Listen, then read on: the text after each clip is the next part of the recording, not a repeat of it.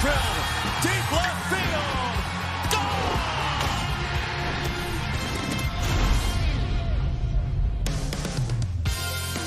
Another gorgeous day here in Chicago. We've had great crowds all weekend here at Guaranteed Rate Field. It's the rubber match today as the White Sox host the Houston Astros on NBC Sports Chicago. Two of the best teams in the American League with that win last night. The White Sox have once again the best winning percentage in the AL. And welcome to White Sox baseball. In for Jason Benetti, I'm Len Kasper along with Steve Stone. And Stoney, good to see the White Sox put up a 10 spot against the Astros last night. When the Sox hit the ball out of the ballpark, everything works really well. Lucas Giolito was brilliant. It was one of those games that was dearly needed. So look at the offense last night. 9th time they've scored 10-plus runs. 2nd time hitting 5 or more home runs in a game. You can win by a lot when you're hitting the ball out of the ballpark, and that's the case with the Sox. And more home runs than strikeouts. That's been a trademark this year. This team isn't striking out as much. They're walking more.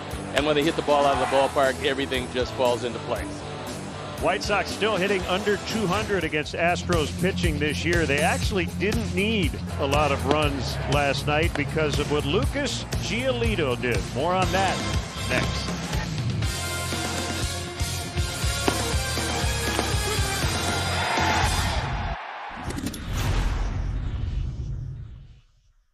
Sox baseball on NBC Sports Chicago is brought to you in part by Blue Cross and Blue Shield of Illinois. Choose Blue Cross and Blue Shield of Illinois, the card to carry through it all. Ford, your local Ford dealers remind you to get out there and find your wild in America's original sports utility vehicle, Ford Bronco. The one and only legend has returned. Xfinity Mobile. Get nationwide 5G on the fastest, most reliable network. Only with Xfinity Mobile. And by Wintrust, home of White Sox checking. Visit wintrust.com/Sox to open today.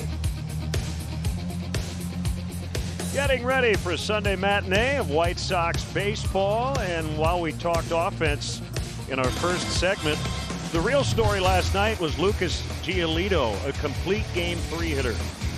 He seems to save his best for the Astros, and we don't have to tell you how good an offense the Astros have. Lucas had everything going last night. All 4 pitches were right where he wanted to throw them. He was in command from start to finish. You don't walk anybody. You strike out 8 in a complete game. That is a tough task.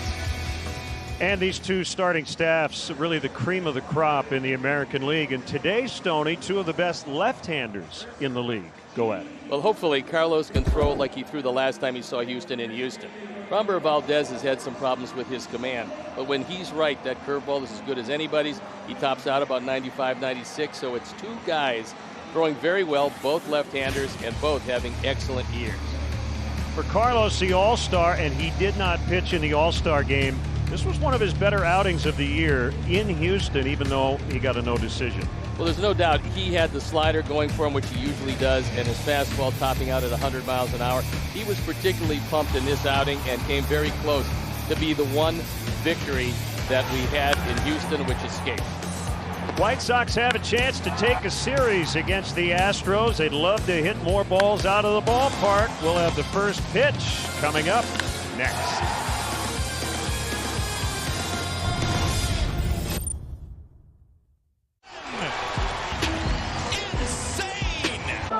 Into center field, Hamilton.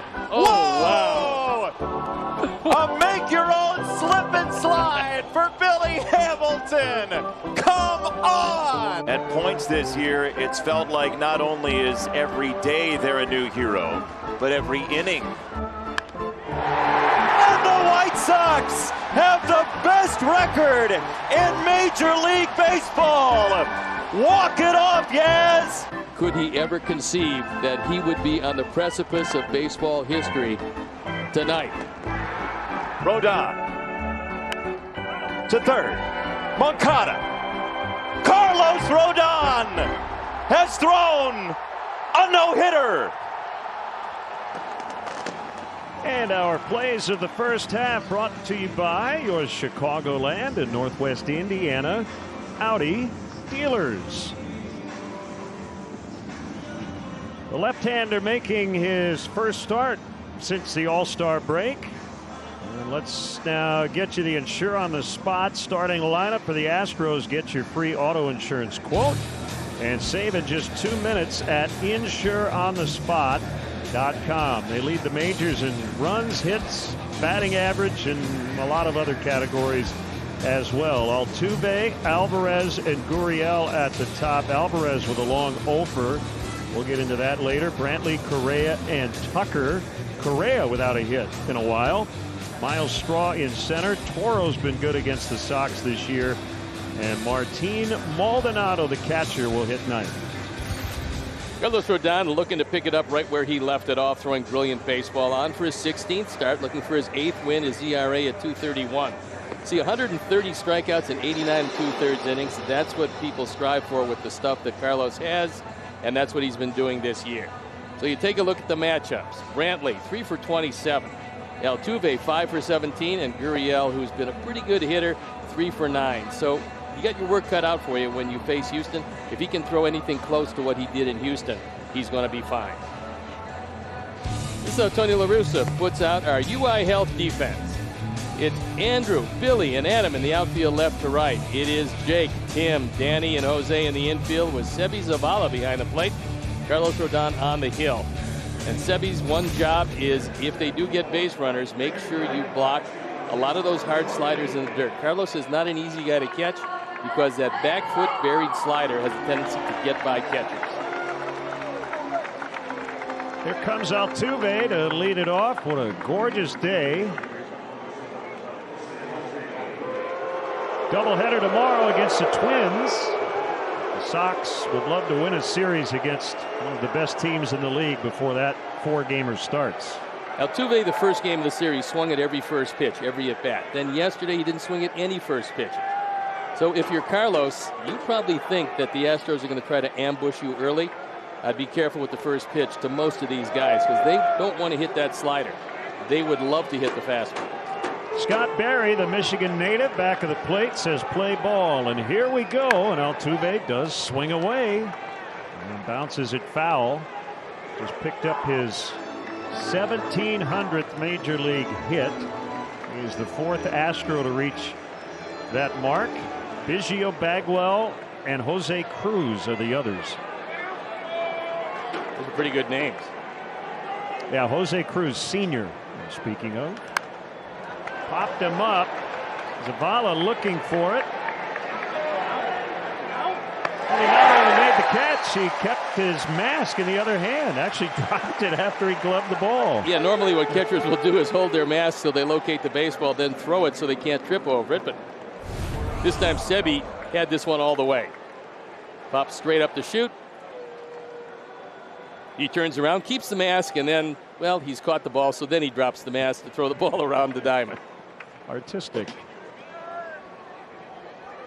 Here's Yordan Alvarez, 0 for his last 18, including 0 for 8 in this series with 5 strikeouts. And a foul strike. The first inning is brought to you by Toyota. Well, you can tell with the first 2 hitters attacking the first ball fastball, they don't want to get in a situation where Carlos can wipe them out with the slider, because that's been basically unhittable this year. Fastball is up. So already throwing with pretty good velocity. We often see Carlos, 94, 95, and then by the 8th inning it's 98, 99. That one at 97. 1-2. That wasn't the slider he wanted because that was belt high away. Dusty Baker decided to go with 3 left-handers today, and the reason, and that's unusual against Carlos, but the reason is right-handers hitting just 169 against him. So Dusty Baker knows that right-handers, left-handers, Carlos is tough on both of them. Sliders outside. Carlos with the 3rd best ERA in the American League. His teammate Lance Lynn leading the way currently. We're down at 2-3-1 starting play today. Lynn will pitch one of the 2 games tomorrow. White Sox will figure out who the other starter will be based on how much bullpen will be needed today. Well, a lot was saved last night, and if you can save a lot today, well, then Tony La Russa and company can be pretty comfortable going into 2 7-inning games tomorrow.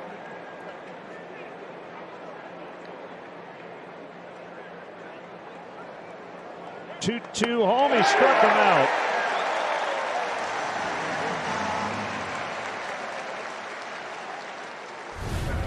This most likely will be the first of many today, and he gets him on a fastball.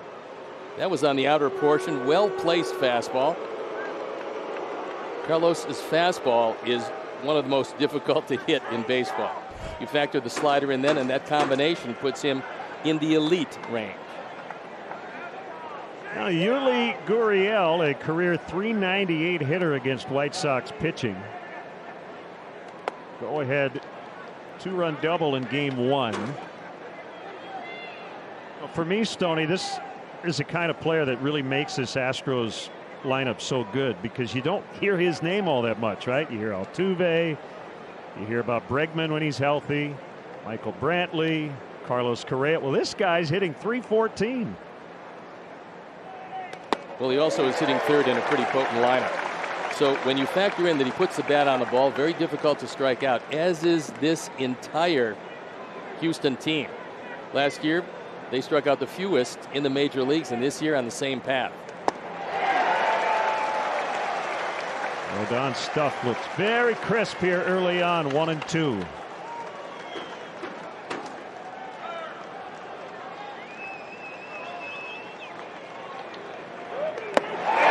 Strikeouts in the first for Rodon, the All-Star.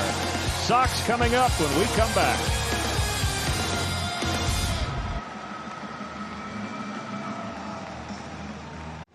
Nice work by Rodon in the top of the first. Now the Insure on the Spot Sox starting 9. Get your free auto insurance quote. Save in just 2 minutes at insureonthespot.com. 25 homers the last 13 games for this group. Anderson connected last night. Engel that big home run in Baltimore before the break. Jose Abreu, a lot of good notes on him coming up. Vaughn, Moncada, Berger in the middle, and then Billy Hamilton, Sebi Zabala, and Danny Mendon. Framber Valdez is a really good-looking left-hand pitcher. On for his 10th start, he's looking for his second loss. His ERA is just below 3. You look at the other numbers, they're pretty good, but the walk ratio is a little bit higher than he would like. He does throw a lot of ground balls when he is healthy, and he seems to be healthy these days. But the last couple of starts, he's had command issues. They've worked on it. We'll tell you about that as we move down the road. Tim's got a 14-game hit streak. He's got a 10-game run streak. And he chops one toward the middle. Altuve's got to hurry, and he gets him.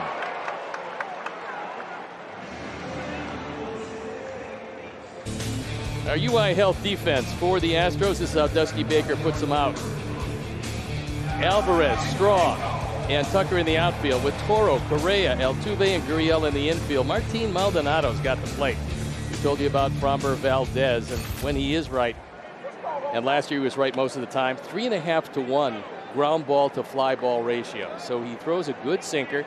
He's got to change. His curveball is his premier pitch, and when he's right, he keeps it in the infield. Adam Engel playing right. Schul's bunt takes a strike. Adam, since he has returned from the IL, basically playing every other day. So he got the start Friday, off last night, back in there today.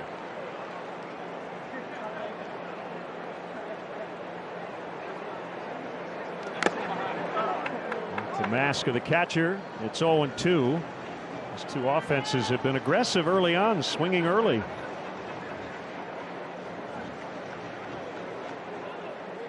I think for the Sox, they don't want to get Valdez into a situation where he can wipe you out with that curveball, so you want to ambush something early.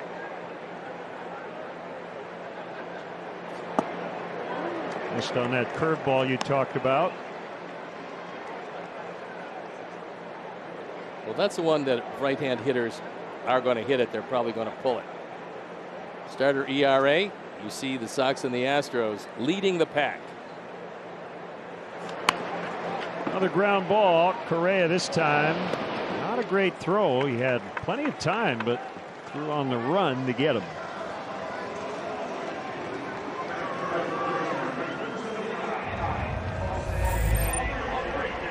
Going back to last night, Jose Abreu with a milestone home run, number 214. He's now tied with Carlton Fisk for 4th on the White Sox career list. It's our player profile presented by Geico. Make it easy. Well, I would think he would surpass Harold, but he's got some work to do, either with Paulie or Big Frank. Jose also with 740 career RBIs, so he's now tied for 9th on the Sox list with Nellie Fox. Usually when Jose starts to hit home runs, he hits them in bunches, so we'll see here today. Yeah, he's kind of been due for one of these streaks that he had last year. And you know, Stoney, he started to show good signs right before the break, and you wondered if the 4 days off would affect him, and it doesn't appear that that's been the case. No, he's going to be fine, because when you look at his body of work, you realize, number one, he gets better in the second half, and number two, when he starts to heat it up, he stays hot for quite some time. Chop toward third, it's foul. And I also think, considering how banged and bruised he was after that first half, he probably needed the 4 days as much as any position player on the roster. Well, he also can play through a lot of pain, and you never know the pain tolerance of any player, but Jose has one of the higher thresholds, because if he's just banged up and nothing is bleeding, or he doesn't need splints, he'll be in the lineup. Kind of reminds me of you. And there you go. He gets hit, and he'll limp down to first. Well, the fans are booing it, but that's a big breaking ball that just came inside, and Jose probably can't really understand why people keep hitting him, but he gets hit a lot. This is that curve. Hit him on the right leg, the inside of it. That was a shin burger as opposed to getting hit in the knee, which has happened this year. That is the 11th time he's been hit, and aside from the pandemic shortened 2020, double digits every year of his career. Well placed curve on Andrew Vaughn. Andrew normally tattoos left-handers. Valdez is better than most of the left-handers, but Andrew should have some good at-bats today against him. Nothing out of 8 in the series. Fastball high and away. 1-1 on Vaughn. Well, Donato these days is moving a lot better behind the plate. Last offseason, he got himself in great shape, lost a lot of weight. That helped his movement, and now he's one of the primary catchers. Probably gets the nod most of the time. 1-2 to Vaughn. The Astros were worried Valdez might miss the season because of a fractured left ring finger suffered in spring training on a Francisco Lindor comebacker. And he only missed 49 games, and they called it basically improbable that he came back that quickly. Now it's going to be a fair ball. Maldonado will pick it up and get his man. 2-out base runner, no runs after an inning, scoreless.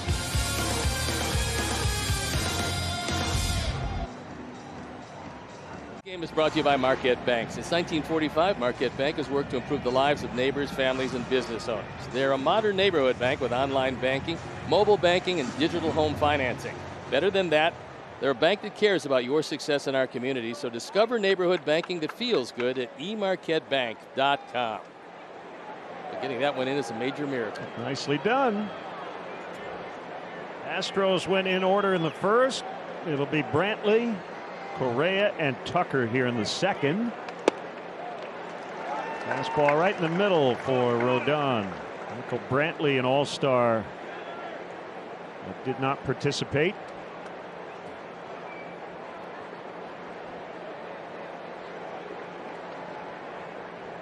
No shift against him. Swing and a miss. It's 0-2. You learn a lot about hitters just watching what the defense does, right? You know, Michael Brantley can hit to all fields because they don't have this big drastic pull shift against them. Well, I also think that you can almost tell pitch to pitch depending on the movement of the defense. Because sometimes that outfielder will move into the gap, and then you know they're going in a certain spot at the plate.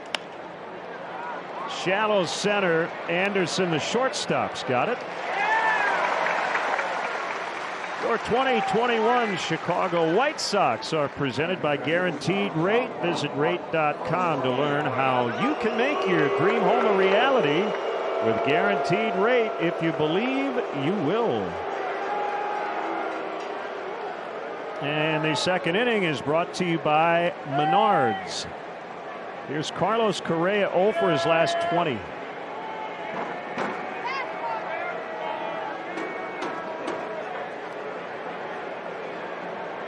Swing and a miss. Carlos' stuff is very lively today. A little extra rest. I think we're going to see 100. He's going to be throwing 100 before this day is done. His last start was a week ago Tuesday, so it's been a while. Comes in with 9 consecutive starts of at least 8 strikeouts. Wow. Makes quick work of Correa. 5 batters faced. He's got 3 strikeouts. Well, you see why they don't want to get in a situation where he can wipe you out with that slider, because the slider is that good. When Correa saw the ball, it was literally in the middle of the plate. When he swung, it almost was against his right knee. So when you have that kind of movement, especially the late movement, you're really tough to deal with. You want to hit that fastball early, because if you go a few pitches deep where he can wipe you out, most likely he will. Now Tucker, who had a big night on Friday with 3 hits.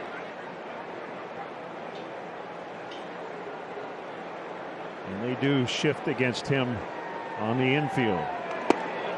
And on his hands for ball 1. Sox still have an 8-game lead in the Central. Cleveland beat the A's yesterday. And the White Sox held serve last night. Houston with a 3.5 game edge over those A's. 2-0. It's not going to be easy for Houston to keep those A's at bay. They're going to have to win head-to-head, because Oakland has had a history under Bob Melvin of really getting heated up in the second half of the year, especially middle of August through the end of the season. In the air, deep but playable for Engel. 6 up, 6 down for Rodon after an inning and a half. 0-0. The Twins return to the south side. We kick off the series with a doubleheader. Game 1 coverage starts on NBC Sports Chicago at 3:30 with Chuck and Ozzie on the White Sox pregame live. Twins got swept in a doubleheader yesterday. And they're losing today. They're down 3-0 in the 5th. Yeah, the Tigers are taking a bite out of those Twins. They're just figuring out who they can trade, who they want to sign, and how they can get Buxton in the fold long term. Yoan batting right-handed. He's also DHing.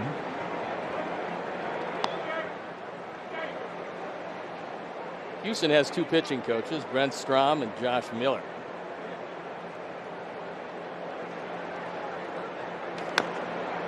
When they took a look at the loss of release point and the command issues the last couple starts, they went over what he was doing early and what he was doing last year and what he was currently doing. Turned out to be what they considered a spine issue. The alignment wasn't there. They got him back on track. They believe now he'll be able to throw strikes more consistently. Able to knock this one down.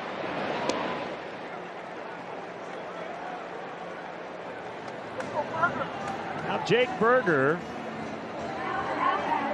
who hit his first major league home run last night, and there was nothing cheap about it. 456 feet.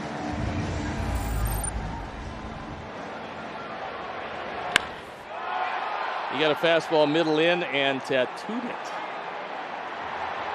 That was a blast. Ooh. White Sox were able to chase Jake Odorizzi early. Ball 1 on Berger. 5 2-hit performances in his first 6 major league starts. And it's a great story. We know all about the injuries he has overcome. But make no mistake, he's here on merit. You can see why. Yeah, I mean, he can really hit the baseball. His exit velocity is exceptional. He's also played a very good third base. That's where he's playing today. 2-1 on Berger. Everybody back on the infield. They give him a little room out in left center. 3-1. Well, I think the fact that Straw is playing him in right center field probably tells you that Valdez is going to stay away from him. You see the defense, that's what the defense occasionally will tip you to. And he takes a walk, second base runner for the Sox. A hit batter and a free pass. It would be Billy Hamilton. When you write the players into your scorecard, do you put left or switch? Because I do, and I'm still doing the switch for Billy, and I got to remind myself, nope, he's just a right-handed hitter now. I was going to say he's a switch hitter who's chosen because of injury to hit right-handed and done a pretty good job of it. Surprisingly good against the right-handers because he didn't face them for years from the right side. Swing and a miss. We talked about this before. I'm surprised more veteran guys don't give up switch hitting who have drastic splits. There aren't a lot of guys like Chipper Jones, who's a Hall of Famer for a reason, that hit 300 from both ways. Tag, throw, away, and I believe it stayed in play. And Hamilton will be at first with 2 outs. Well, Jake Berger did something well there, which was slow down. By the time he did run into the tag, number one, he forced Altuve to come get him, and number two, there was no chance. So he slows down a bit. Altuve with an awkward throw. He's lucky it didn't go into the dugout or into the stands. You see Jake slow down as much as he could. The throw is not even close. Some base running instructors will tell guys in that spot to hit the deck, but if you do that against Altuve, you're playing right into his hands. Pretty much. He's got a low deck.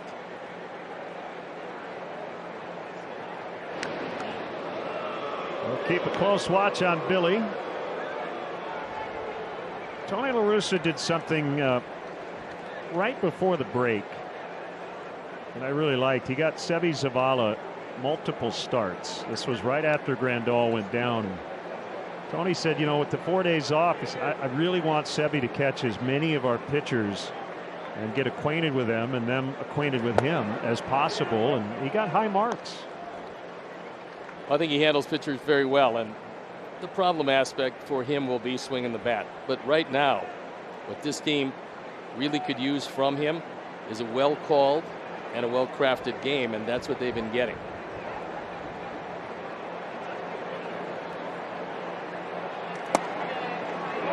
Oh, 2 on him.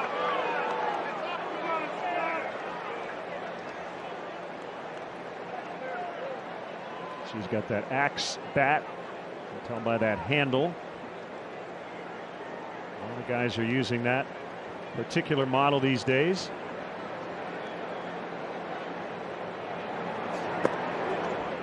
Knocked down by Maldonado. That ball gets away from him even a couple of feet. Hamilton's taking off. Valdez can throw some wild pitches, so a lot of challenge to Maldonado today to make sure you block everything. But if you have a good curveball, your wipeout curve is going to be in the dirt.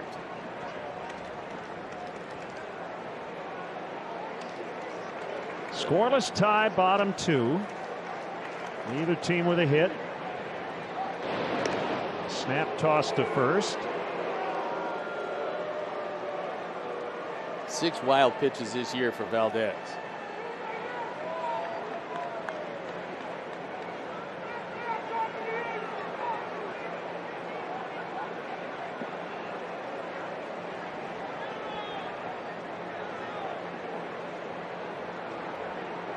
Long look at Billy, and he hits Zavala. Second hit batter.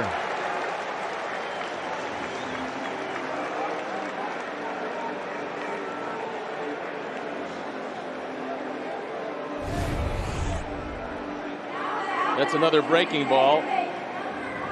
And another one that bounces off one of our Sox, both literally and figuratively. It's got to really aggravate pitchers when they hit guys with 2 strikes. That's it. You're right. I mean, you're trying to make the perfect pitch instead of a pitch. You got to make the perfect pitch. You hold on to it too long, you steer it. And now you're facing Danny Mendick with a chance to break through in this one. Mendick, the kind of hitter, because he doesn't overswing, that has a chance on the right side of the diamond to put the Sox ahead. And you hear so much about count leverage, and when you get that advantage, you want to take advantage of it. Outside on Mendick. Right now, Valdez again has lost his release point, so Sox are hoping that he doesn't find it before he leaves town.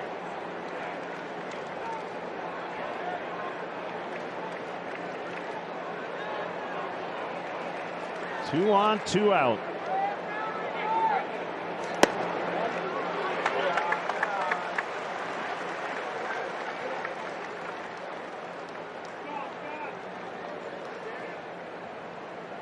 No Leori Garcia today. Mendick making his 37th overall start and his 18th at second base.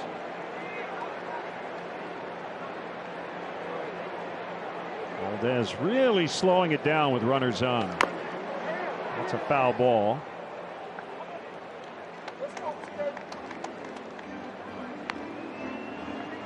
Well, a nice crowd here today. Boy, they were into it last night. It has been such a fun season as these crowds have built. And now at full capacity. Yeah, I think they're going to average for this series in the neighborhood of 33, 34,000, which is a nice weekend series.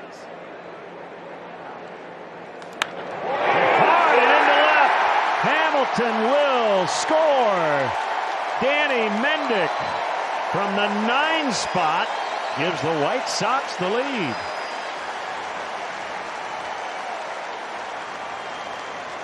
Well, I know that in this lineup there are bigger names in the lineup, but Danny Mendick has gotten some big hits this year, and when he gets a chance to play, he usually makes something happen. This time he drills it right by Correa into left field. Alvarez is a DH normally. He's not going to throw out Billy Hamilton, not that anybody else will, but Straw and Tucker have good arms in center and in right. Not so much for Alvarez, and Billy pretty much trots home. You know, you look at the White Sox averages in terms of batting order position, and the bottom 3 have been really good. Strike on Tim.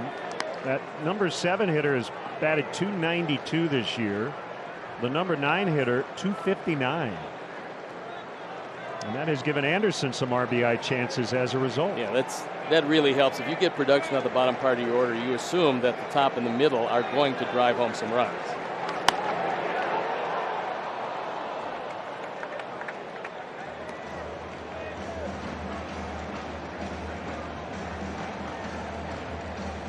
So they now have 80 hits out of the 9 spot. Only the Royals have more. In the 9th position in the batting order. That, by the way, the first hit for either team.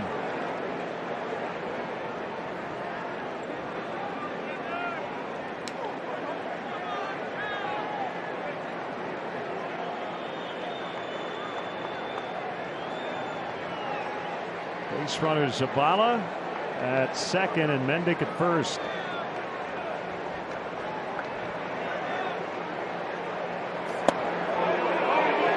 No swing, no sir. Well, that's the book on Tim, is if you get ahead, throw it up and out of the strike zone. But when he's swinging it well, in this 14-game hitting streak, he's batting over 400. He can check it up on this, and he gets another life.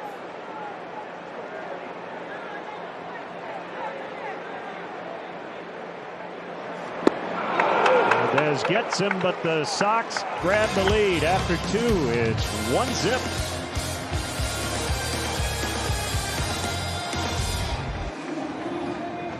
crazy descriptions of their own sport. It's all on the NBC Chicago channel on Roku or Apple TV. And the third inning is brought to you by Hyundai. Nice lid. And functional, too.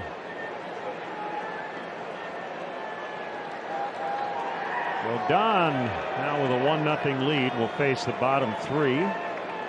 Starting with Miles Straw. A lot of speed. Corner guys will play in on the infield.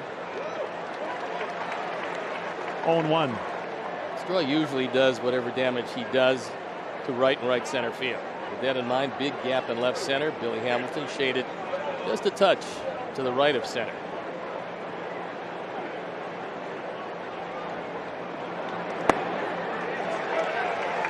Top of the zone fastball, top of the zone slider, 0-2. Well, that was his get me over slider. He is looking at his left thumb, and hopefully that doesn't become a problem. Foul.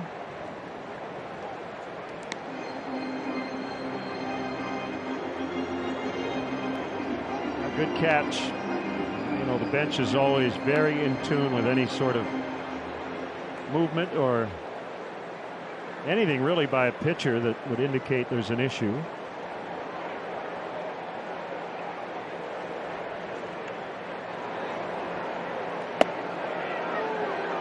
Saw a picture of Ethan Katz. He's charting each and every pitch, each and every location. And if he has any tips at all for Carlos, he'll share it with him when he comes in the dugout.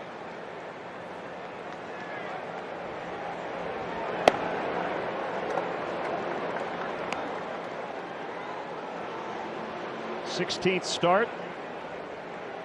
He did not work in Denver on Tuesday. It was basically pre-planned. He would have pitched if necessary in extra innings or what have you. And strikes out Straw. Got 4 now.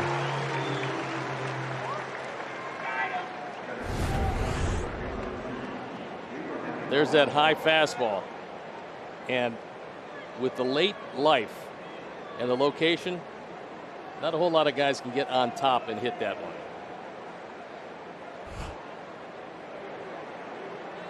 Switch hitting Abraham Toro.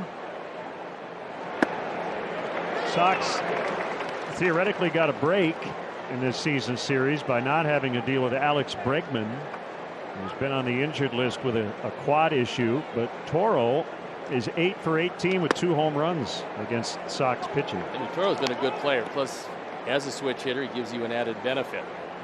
But they're not quite ready, but close to being ready to send out Bregman on a rehab.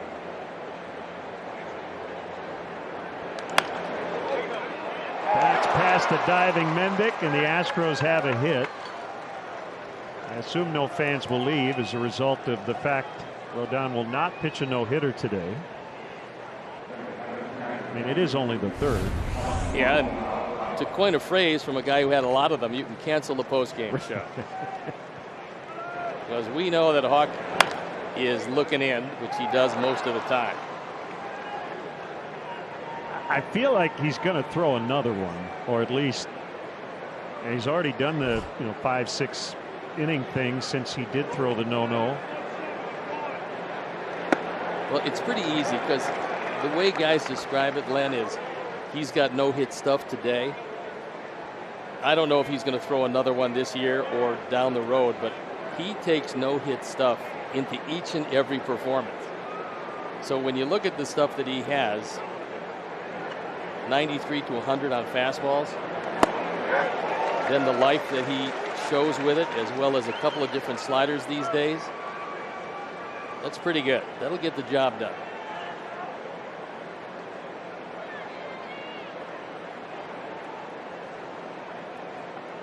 Got the jump on Maldonado. No hits in the series. A couple of walks and a run. And he strikes out. 2 gone.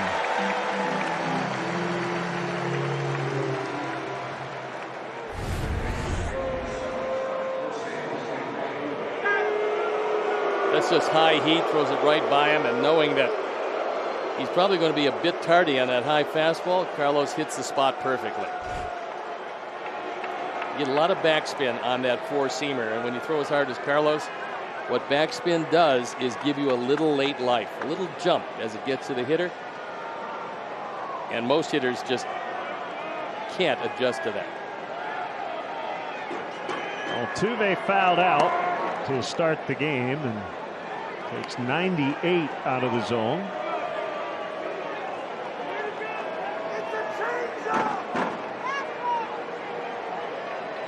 Altuve's numbers way off last year in the shortened campaign, hit just .219.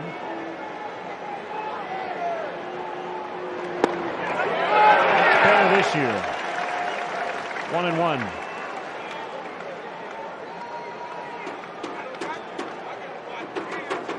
The wind, and it is a factor today, it's blowing toward the right field corner. So if you don't get all of it, going out and left might be a little bit more difficult than going out and right center.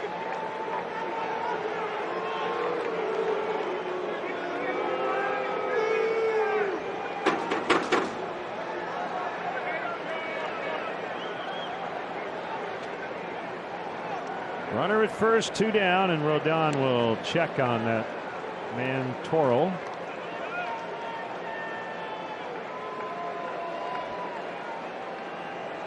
Boy, time flies. Altuve's already 31. I remember when he was just coming up and they were trying to figure out if he would ever hit for a lot of power. I knew he would hit for average.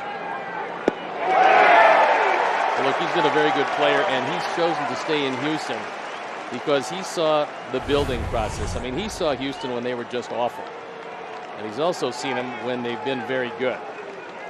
This is the wipeout slider, throws it a touch early, but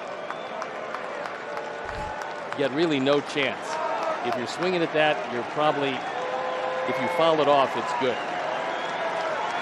We're going in there again. Runner takes off. Pitch is fouled out of play. Went with the fastball.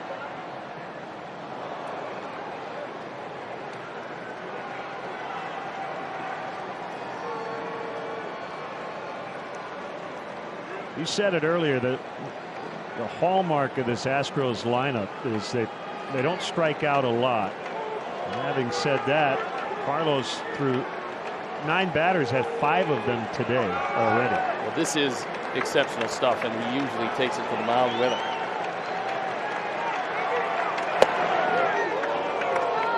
You know, he wanted that one because he got that up to 99. So he pretty much said, okay, you've seen a couple of my sliders, so here.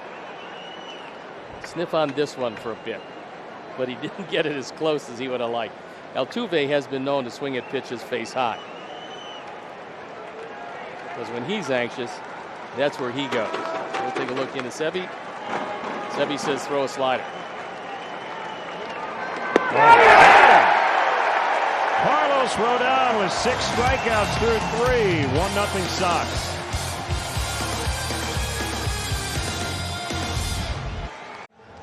Follow our Sox insider Vinny Duber at NBCSportsChicago.com, presented by Nationwide agent Jeff Vukovich. Get to enjoy knowing the VUCA as much as you do the jingle at JeffVuke.com, because Nationwide is on your side. Ooh, I like it. 1-0 Sox lead. Danny Mendick with an RBI hit in the second. We're now in the bottom of the third. Engel, Abreu, and Vaughn against Framber Valdez. It's not a bad idea, push bunt up the right side. And the reason I say that is Valdez, like most left-handers, falls off the mound to the third base side. Then you have Gurriel well off the line. And if Adam were to get it there, he definitely beat Valdez to the bag. This will get to the seats out of play.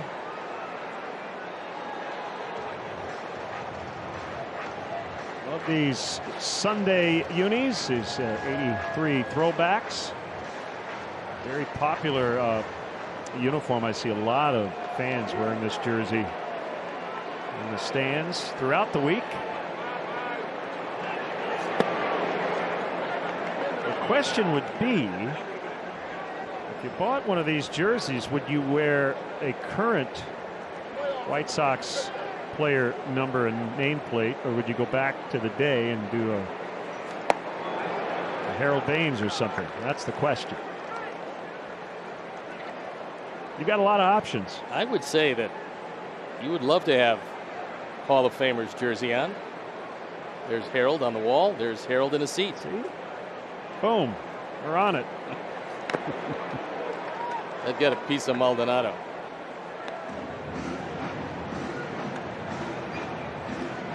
Two on Engel.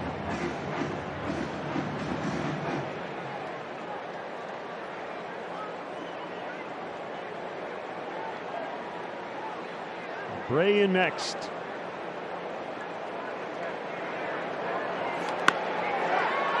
Correa will bounce the throw, and that's a nice play on both ends. That's a one-hop rocket, and that's the second time in this series we've seen Correa bounce the ball to first. Now, this is by design. It's not that it's a bad throw. Just when he doesn't have a chance to really set himself, because he's got a big arm. But Gurriel knows if that ball bounces far enough away from him, it actually gets to first base pretty quickly, especially if he can throw one off the grass. If he's going to his right, he skips it off the grass, and that last little skip gets it there pretty quickly, and they both played it well. Brian Butterfield, a long time coach. He's in Anaheim right now, third base coach, infield coach. He espouses the bounce throw. He uses the basketball analogy. And he worked a lot with John Lester, who had throwing issues. He said, if you're going to throw it right into the grass. First baseman can handle a bounce throw. The one you can't handle is the one that's 20 feet over your head. That makes sense. And Brian Butterfield's one of the better infield coaches, along with Perry Hill. Perry Hill is outstanding. I believe Perry is in Seattle. He is. But he is a wonderful infield coach. Ron Washington, another one. 1-1. Correa makes another fine play.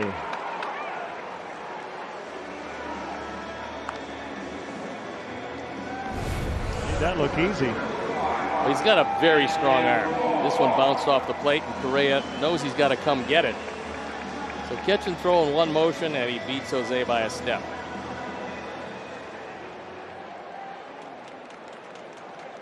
There's a lot of people with running technique that will tell you that last big stride at first is not as productive as running through the bag. You don't get there as quickly, and you open yourself up to maybe a heel injury at first. That's one of the things I see a lot of players do, and I think for the most part, Len, great base running is a lost art. You have guys who run the bases, you have other guys who are great base runners, and they're not one and the same. Change up on the corner. Vaughn not so sure about it.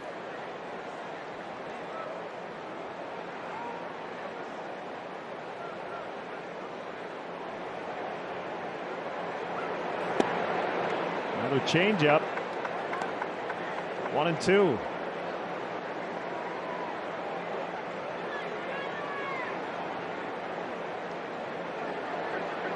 Valdez had that laborious second. Didn't have to work too hard in the first, and the same goes for the third. As Toro makes the play. Off to the fourth. Sox 1, Astros nothing.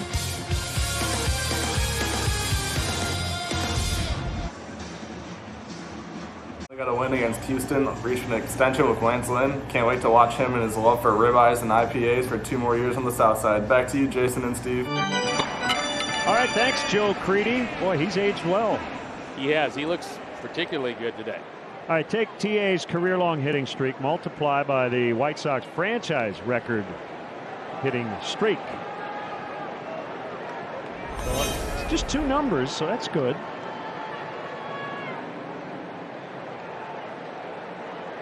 Alvarez fouls out of play, and yes, Jason will be back tomorrow. I think he's doing Olympic trials today, or something like that. We're pressing into service for the doubleheader. Right back into at least 14 innings. That's right. 1-1 on big Yordan Alvarez.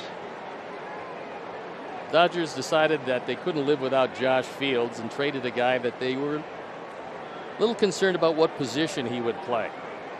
So he's become quite a DH for Houston.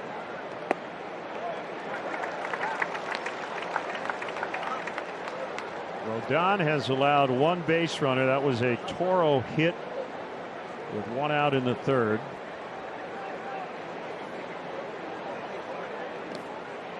And it's 2-2. Alvarez takes up a lot of that left-handed batter's box. 6'5", 225. Yeah, he is a very big and very strong man.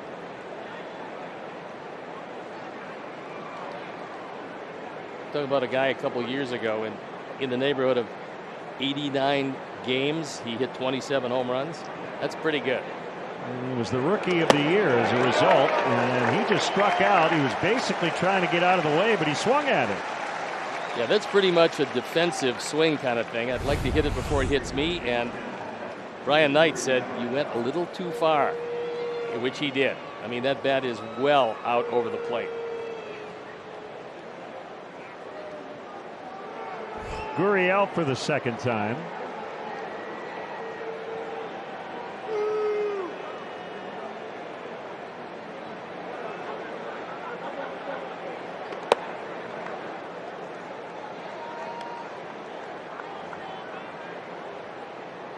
Final game of this season series.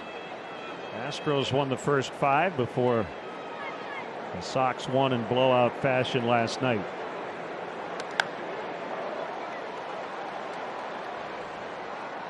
Well, look, there's a very good chance that the Sox will see Houston again. But Houston doesn't have a cakewalk to the division championship because Oakland is a really good and solid baseball team. So it all depends on where you're going to be at the end, whether you win the division or not, and then the wild card teams will play one another. You just don't want to be in that one and done game because it doesn't matter who you're facing. If they align it properly, you're going to get their ace in a one and done game. They're going to get your ace, and then you go in against the division winner without your ace starting a series, which is not enviable, but you know, teams just want to get in. Jacob deGrom, by the way, is not going to pitch for a while. He's had all kinds of physical problems this year. The latest is a forearm issue. Anytime I hear that a pitcher is having tightness in his forearm, you can pretty much look down the road and see Tommy John in his future. Gurriel strikes out again. So Rodon now 10 consecutive starts of at least 8 strikeouts. But we're only in the 4th inning, and he's got 8 of them already.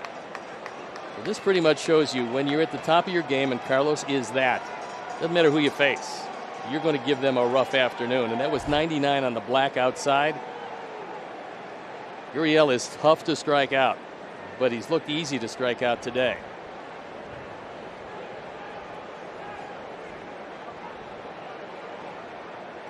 Brantley takes just outside. So 2 in the first, 1 in the second, 3 in the third, 2 more here in the fourth for Rodon.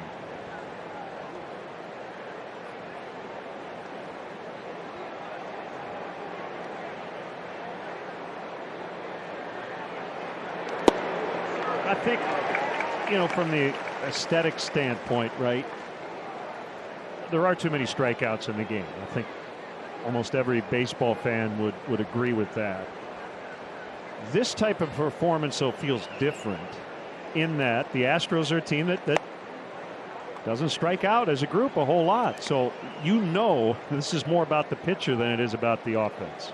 Well, their offense is fine. And when you have the fewest strikeouts a couple years in a row, you know that you have a lot of veteran hitters who know how to work counts and hit pitches that they want to hit as opposed to pitchers' pitches. 2-2 on Brantley. Well, the first thing Brantley did was after he swung at that, he turned to Scott Berry and he said, "Is that a strike?" Now, Berry shook his head. I think it's borderline. I thought it might have been up and out of the zone, but he threw it by Brantley nonetheless. Brantley just wants to know where the top of the strike zone is.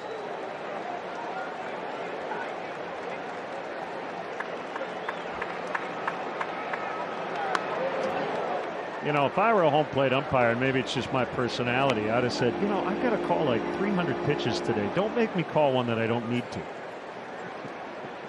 You swung at it. Yeah, well, that's I'm true. taking this pitch off.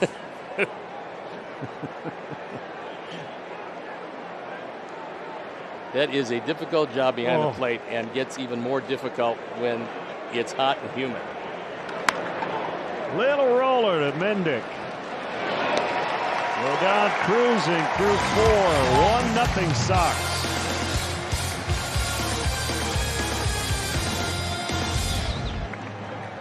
Guaranteed Rate Field this coming Wednesday, July 21st. Sox host the Twins at 7:10. First 10,000 fans get a t-shirt presented by Bona Beef. For tickets, it's whitesox.com/promos. Valdez to Moncada, the DH today, ball 1.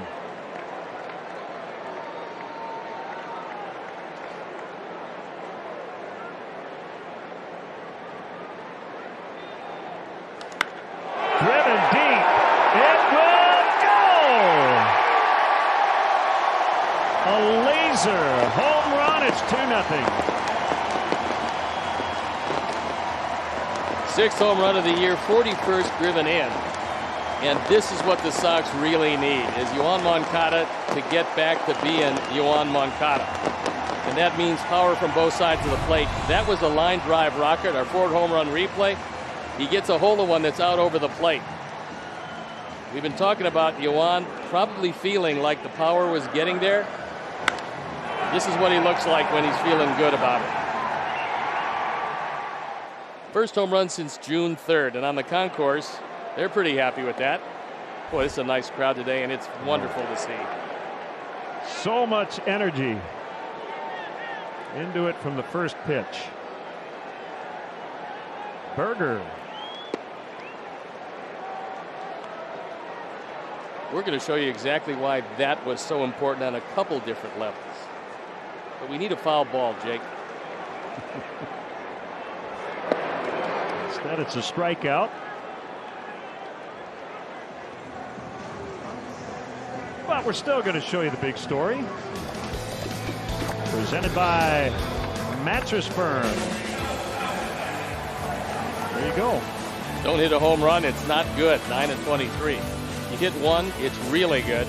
46-13. And you hit multiples, well, then it's otherworldly good at 20-2. Multiples would be nice. Yeah, they're halfway there. Tough play again. Correa. That might have been the best one he's made because Billy Hamilton was the runner. Well, this gives you some idea of how strong Correa's arm is, because he went way into the hole on one of baseball's fastest guys and still was able to make the play and get him at first base with about a step and a half to spare. Correa's going to be a free agent. The only thing that's been able to stop him in his career has been the physical aspect of the game. He gets hurt a lot when he's healthy. He is a huge force at shortstop. A reminder, this inning sponsored by Elk Grove Village. Proud to support makers and dreamers. Learn more at makerswanted.org. Zavala grounds out. Moncada with a home run. And the White Sox lead 2-0 after 4 on a gorgeous afternoon in Chicago.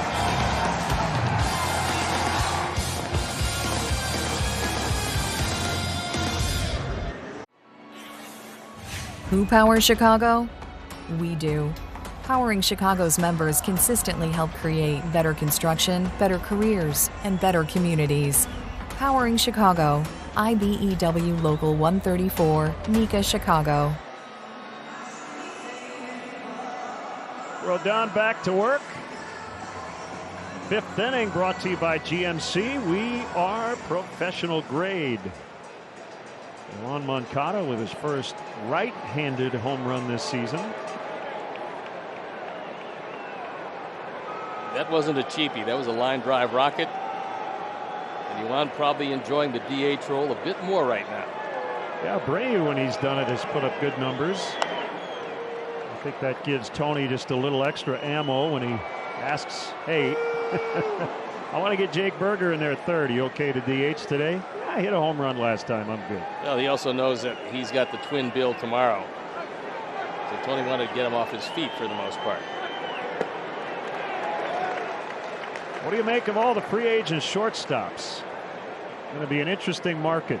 Well, I think it's happened one other time where there were 6 quality shortstops on the market. Remember, that was Cabrera, Orlando Cabrera, Nomar Garcia-Parra, Edgar Renteria. There was 3 more in that. It's already a good group. Yeah, I think David Eckstein was one of those also. Strike 3. That was a little bit of high heat.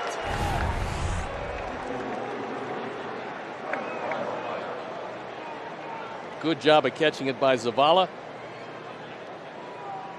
It did have the whole zone, however. Correa thought it was up, but it was good enough. And this has been a really interesting series, Stoney, from a starting pitching perspective. Lance McCullers was as good as we've ever seen him on Friday night. He got 7 runs of support, probably only needed 2 or 3. Tucker in the air. It's Billy Hamilton to make the grab. Last night it was all Lucas Giolito. He got 10 runs of support. Well, today Rodon has gotten 2, but he hasn't needed much either. I mean, there have been some dominating performances this weekend. What I liked about McCullers was his ability to adjust.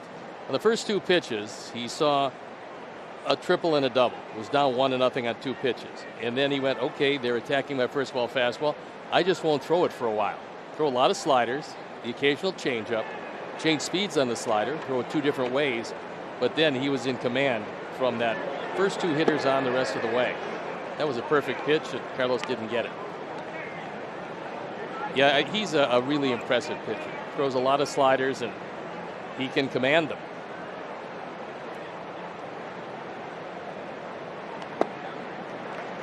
Nice pitch. 1-1. Rodon hoping this is the final straw of the inning. Ooh, I like it. I got to do it once. Very nice. Got to do it once. Do we have a rim shot in there? It's always assumed.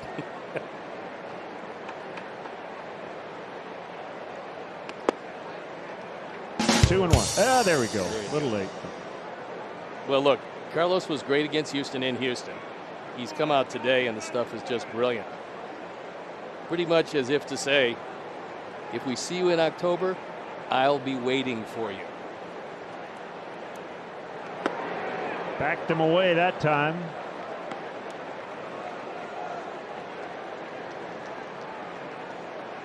But now you got to figure Straw's going to see a hittable fastball.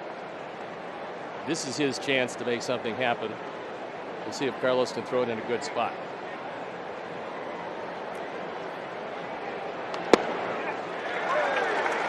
It's full. I'm not sure that was all that hittable. 97 at the knees on the outer third. Throw a fastball at the knees these days, and the hitter goes, "What? What are you doing?"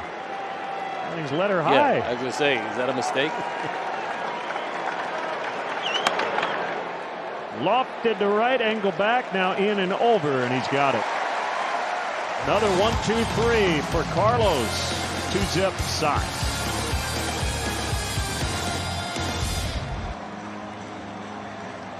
Presented by Bob Lacurcio Auto Group.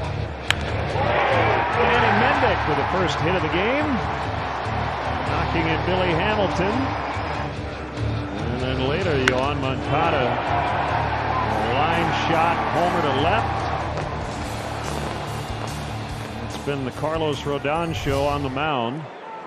Sox back to work with the bats. Mendick leads it off here in the last of the 5th.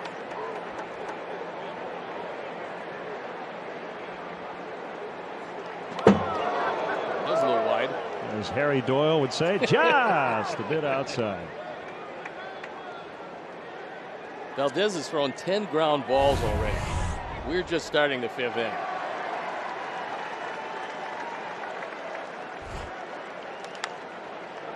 Past the mound, but Correa again gets a chance. A little preview of what's to come on White Sox Post-Game Live, presented by Subaru. Chuck and Ozzie, take it away.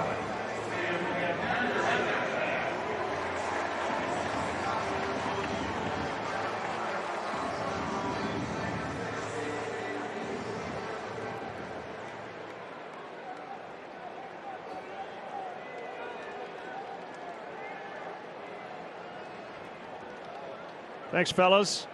One out. Here's Tim. 0 for 2. Cut and a miss. Well, you hope that Valdez will throw a soft breaking ball. That's how he struck him out in the second. But the reason why you hope for that is that Alvarez is not a great left fielder. And if Tim can pull the ball, you never know what happens. One of the reasons why Alvarez is playing today, Dusty Baker wanted Brantley to get some time off and knew you got a pitcher who throws mostly ground balls. Didn't think the left fielder would get a lot of action. Pretty well hit out in the right, and it's gone. He's got a 15-game hitting streak. It's 3-0. There's your multiple home runs. Multiple home runs, things go very well for the Sox, and Tim, for the second time in as many days, takes it out to right field. This one didn't hit the top of the fence, however. Cleared it a bit into the bullpen, and a lot of folks here deliriously happy with the 8th home run of the year. 35 driven in, our 4th home run replay. Tim goes the opposite way, and when he does, he is at his best. Also a new White Sox record. It's not a streak you hear often about, but 11 straight games with a hit and a run, and you take care of both when you hit it out of the ballpark.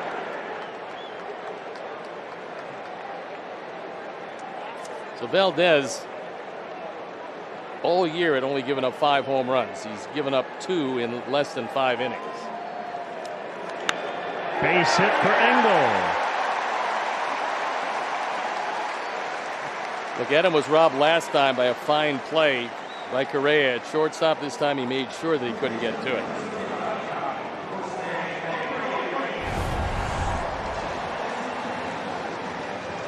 He got a curveball down and just went down to get it. And now Brent Strom is coming out to take some time, perhaps, for the bullpen, which is not up and going quite yet.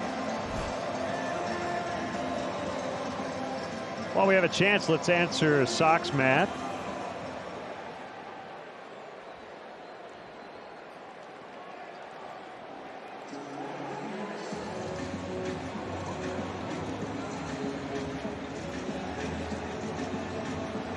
All right, here we go. Sox math coming up. So Tim Anderson's career-long hitting streak now 15 times the Sox franchise record streak 28. Carlos Lee, 420 is your answer. Made that one, I wouldn't say easy today, but not quite as complicated because they know I'm not good at math. But when you ask the question, wasn't Tim's streak at 14? Yeah, so that added. There's a little duplicity here, I think. He thinks that there's, just a touch. Not a lot, but a touch.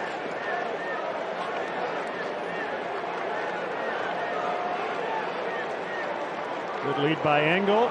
And Abreu in the air, and this will be caught by Straw with Engel back to first.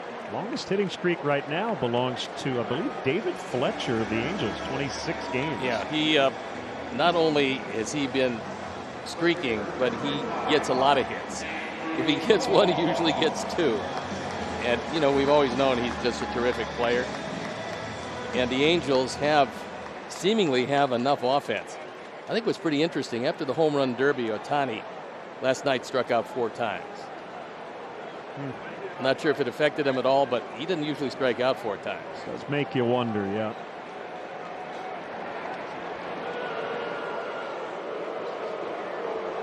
And that hitting streak is the 2nd longest in Angels history. Garrett Anderson has the Angels record, 28 in 1998.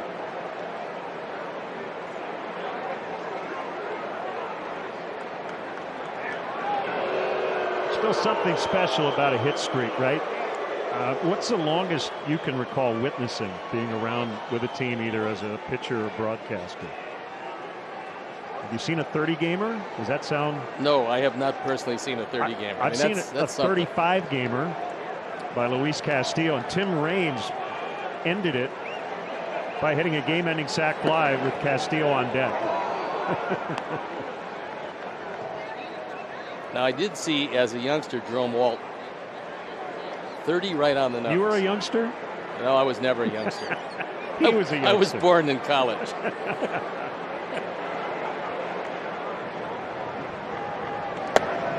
1-1. So yeah, the Jerome Walton streak, that would be right up there. Jerome was Rookie of the Year. Dwight Smith that year finished second. And then that was really the high point of Jerome's career.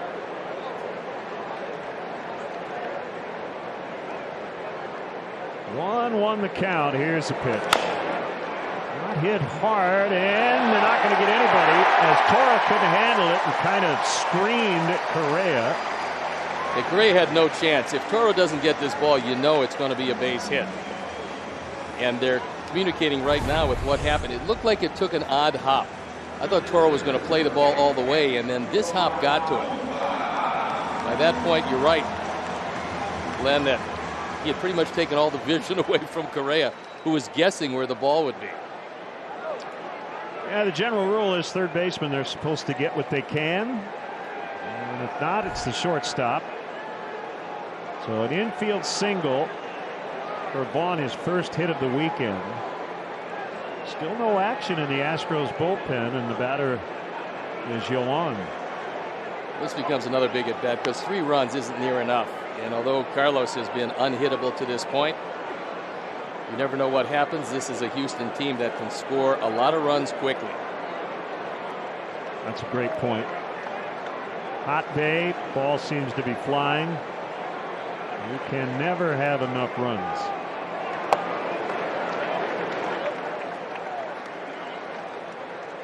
Carlos making sure that he doesn't stiffen up. That or he's ready for the Iditarod.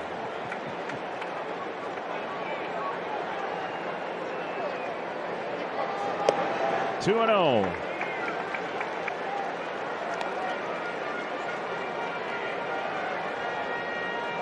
Another note about Yoan, that was his first homer against a fastball this season.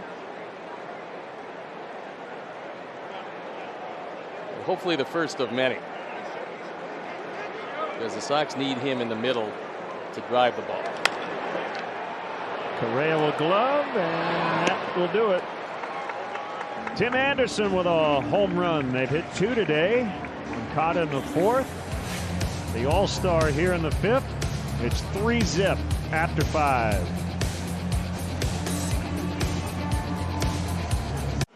Steal the best deal of the season and save 50% on select upcoming games. This offer is valid for a limited time only, so take advantage before it's too late. Get your tickets today at whitesox.com/steal. Strike called on Abraham Toro. He has the lone Houston hit. And it was hit hard past a diving Mendick into right back in the 3rd.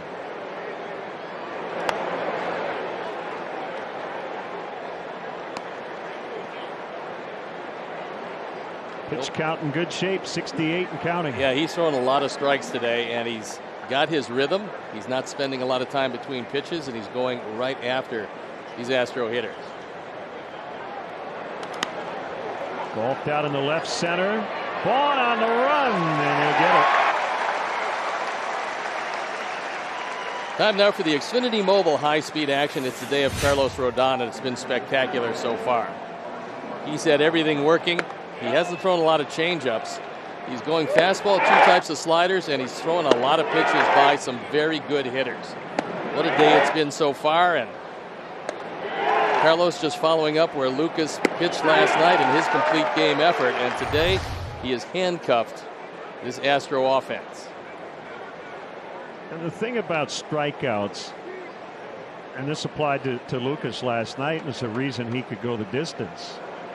He had 8 punch-outs, but he didn't walk anybody, and that's what gets you as a starter into the deep innings. If you've got 7 strikeouts and 5 walks, you're probably a 5 1/3, 6-inning guy at most. And there's another factor also. If you can throw your pitches by hitters, the bat ends more quickly, because a lot of guys, they foul off a lot of pitches trying to get them out. Yeah, there haven't been a lot of those off the Astros bats. So because of that late life.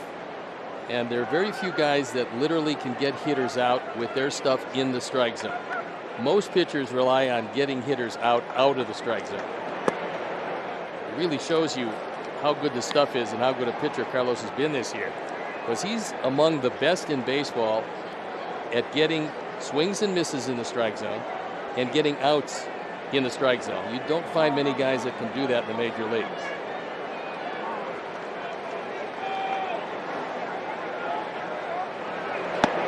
Inside on Maldonado. The 6th inning brought to you by Mike's Hard Lemonade Seltzer.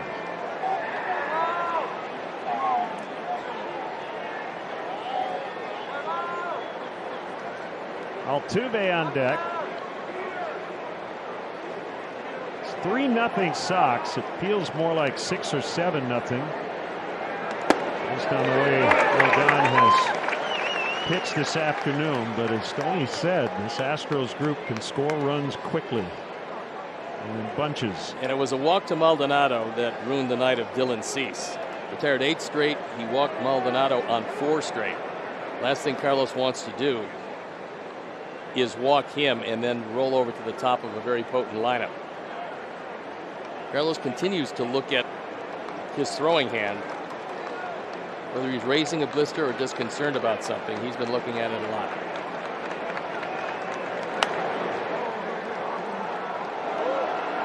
Just down below us to the right. Got a couple coming our direction.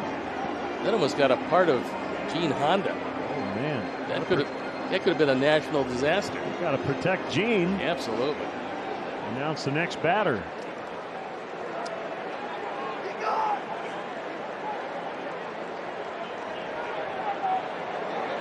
He got him looking. He's got 10. That's one from a hitting standpoint. You're up there, you can't pull the trigger, and you start to walk because you want to convince the umpire it wasn't a strike. This had the whole zone, and Scott Berry rung him up, and Maldonado decided, you know what, I'll take a walk. I don't think so.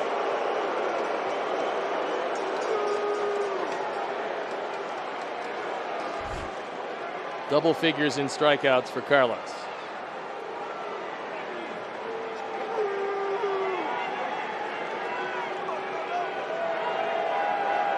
Two outs, nobody on. And a foul strike.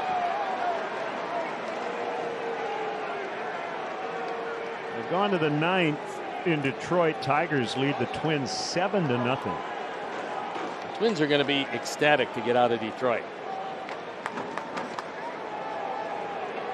If they don't come back, they'll be 14 games under 500. The Minnesota Twins.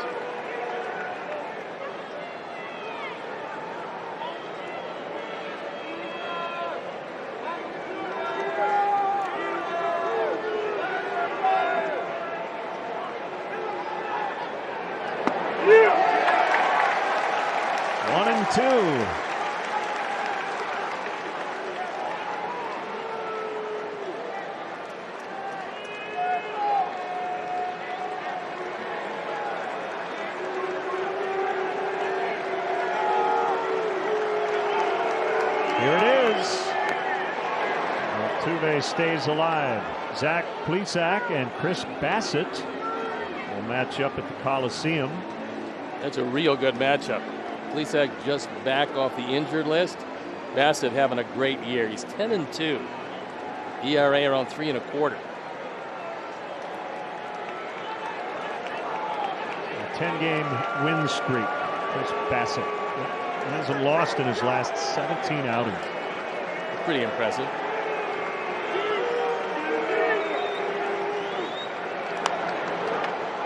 Count holding.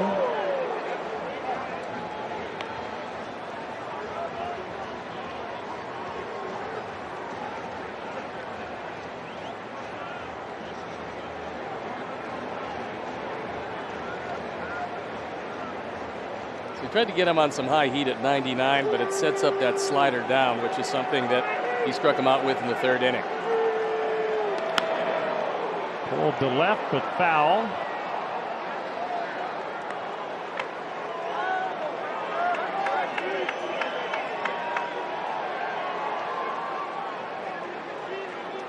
Andrew Vaughn making some friends over the bullpen in left field. Carlos with 11. 10-plus strikeout games. Sneaking up on Alex Fernandez. See Lucas Giolito up there as well. How about Chris Sale? 35 with the White Sox.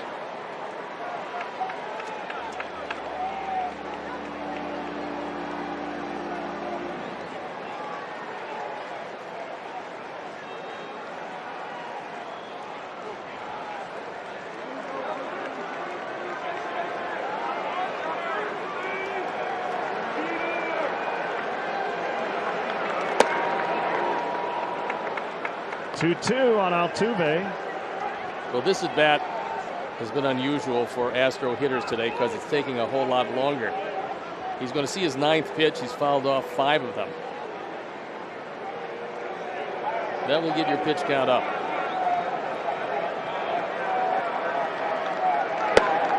Again, 3-2. Chris Sale, by the way, is out on a rehab assignment with the Red Sox. He's coming back from Tommy John surgery. They get him back. That's going to be a huge lift, and you would expect that when he comes back, he's going to be raring to go. You see the Red Sox here in Chicago in September. Full count on Altuve. Should be no problem for Hamilton. And Rodon, through 6, has allowed 1 hit. It's 3-0.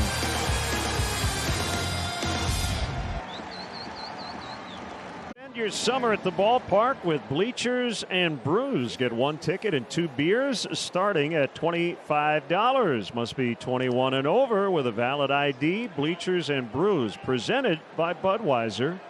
To purchase tickets, visit whitesox.com/brew. How about Bleachers and Brews and Burgers? 1 strike on Jake.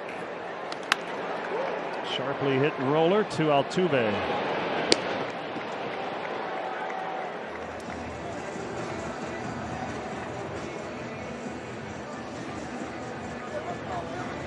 So here you go. 4 White Sox draft picks with a home run, a single game in franchise history, and the latest was last night. Go back to '96. Baines, Karkovice, Ventura, Thomas, Anderson, Collins, Berger, Sheets. Pretty impressive, and this system has been very impressive.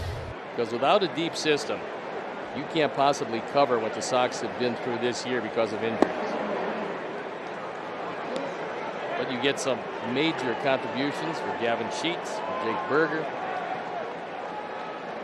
and it's just worked wonders.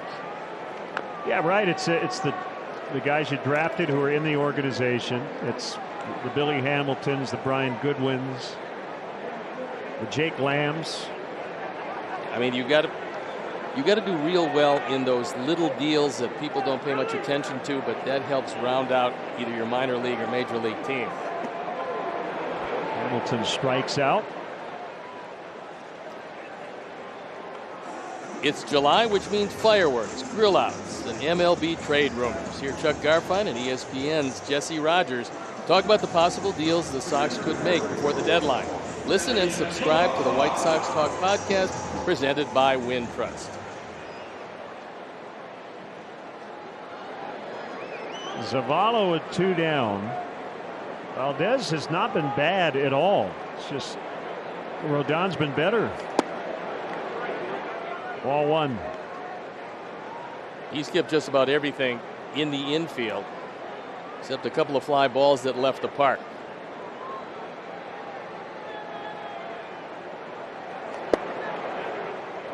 Grab the corner.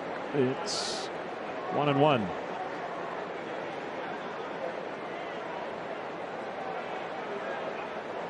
Love to see you out here tomorrow. 2 games. First pitch just after 4 o'clock. There'll be 7-inning contests. I haven't talked to anybody in the game who hasn't liked the 7-inning doubleheader. No, I think it's a really good idea, because otherwise you can decimate a pitching staff for a week. 2-2. Creates some interesting urgency in the, quote, early innings that feel a little later than they should.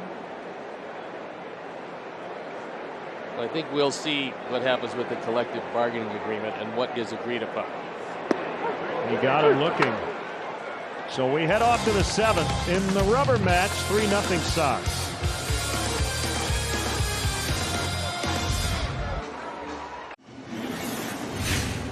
Time now for some American Sail fun at home. And today, the home ballpark. A lot of youngsters having some fun in the sunshine. A fist bump from an all-star.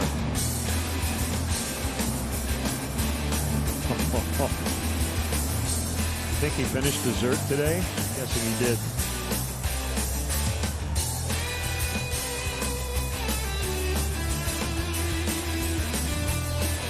Stoney, can you make a bicycle out of balloons? Just kind of feel like that would be something you'd be good at. No, not a bicycle. Made lots of good-looking dogs out of balloons. Oh, there you go. Yeah, those twisty balloons. Yep. 1-0 on Yordan Alvarez. We're in the 7th. That comes in handy if you ever decide, as I did, to give your dog a bark mitzvah. Okay. When Larry hit 13, we had a big party for him, and it included a lot of balloons. I love it. Some helium and a lot of balloons. Bark was a little higher pitched.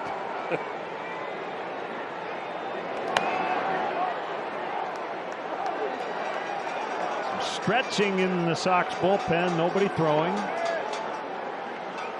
Carlos is still at 89 pitches, and he's had a whole lot of rest. So depending on how he feels, and you can bet that Ethan Katz, Tony La Russa have consulted him on how far he thinks he can go.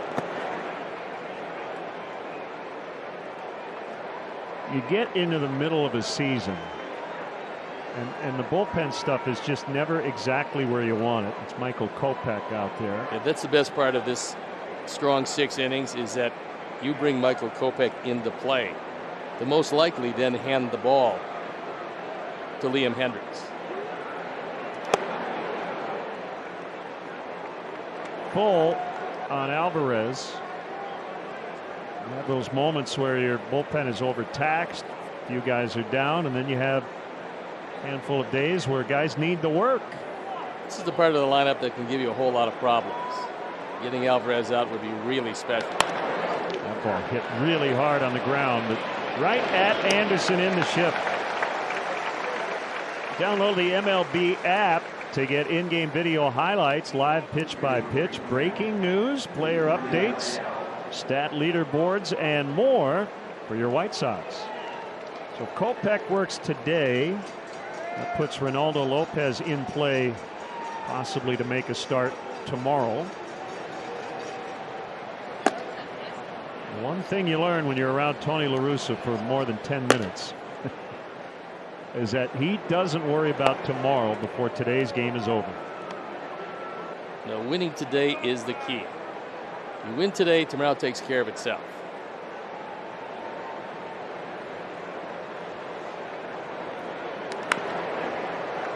Fouled out of play. 7th inning brought to you by the Illinois Department of Transportation. Len, you've been doing baseball for a long time now. Can you ever remember any particular, maybe 5 to 10 year period where you saw more great young players come into the major leagues than these last 5 to 10? No, not at all. I think part of it's the structure of player contracts, right? I think the front offices really value the kind of overperforming your contract. So pre-arbitration guys don't make a lot of money, and you try to get as much out of them as you can. But it's impressive. And we're getting here at 19 and 20 now. It's caught by Abreu, and now a word from the Home Depot. Avoid extra innings when you buy online and pick up orders at the Home Depot store nearest you. Thousands of products ready in hours. 2 down, Michael Brantley, the batter. Tony looking over his lineup card to see if in fact Carlos comes out at right around the 100 pitch mark, depending on the resolution of the Brantley at bat. If you go to Kopech, what other changes might he entertain as we go to the last 7 outs of the game?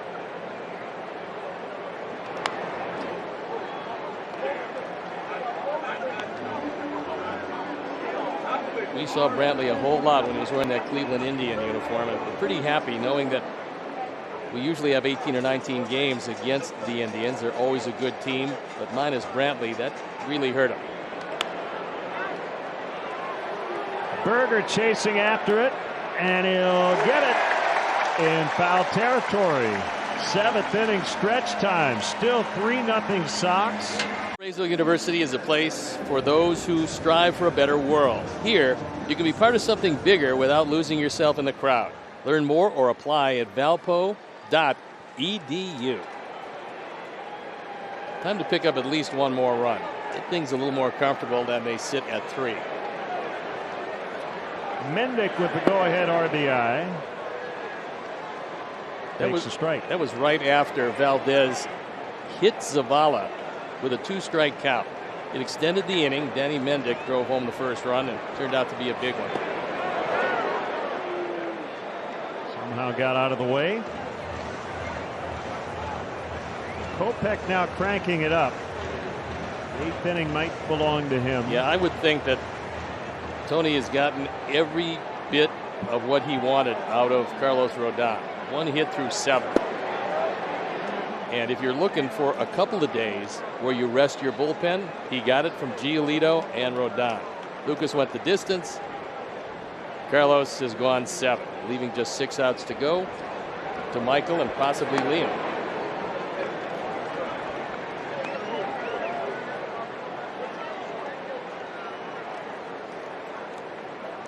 Anderson on deck, 3-1 the count.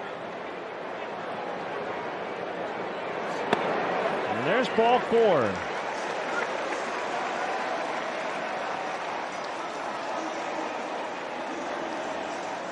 Time for our T-Mobile coverage cam. The long ball, the story offensively the last 2 days. Zach Collins starts it off. Tim with 2 in 2 days. Jose Abreu with his first in a while. Gavin Sheets opposite way, and things are looking pretty good as Jake Berger hits his first ever. Moncada with his first in a long time, and Tim once again for an encore. Not a bad couple of days' work. Man on, nobody out. Maldonado will walk the ball back to his pitcher. Still nobody up in the pen. And so this all belongs to Valdez. We were talking earlier about young players, and this is not exactly along the lines of what you were talking about, but as it pertains to the Sox, you think about Sheets and Berger, and Danny Mendick would fit into this as well. These guys are in their mid-20s, but not a lot of big league time. There have been a couple of moments, Stoney, the last 2 months where a lot of teams would have just optioned one of those guys out with a veteran coming back from the IL. And one of those moments was the Adam Eaton DFA, but that tells you where the White Sox are in this window. They're trying to win the whole thing, and it comes down to who's the best fit on the roster at this moment. And you have guys who ride that shuttle, and it doesn't mean that those 3 guys won't end up back at AAA at some point this season, but they've earned their stay. Well, the toughest thing to do is to keep your rhythm when you're not playing every day.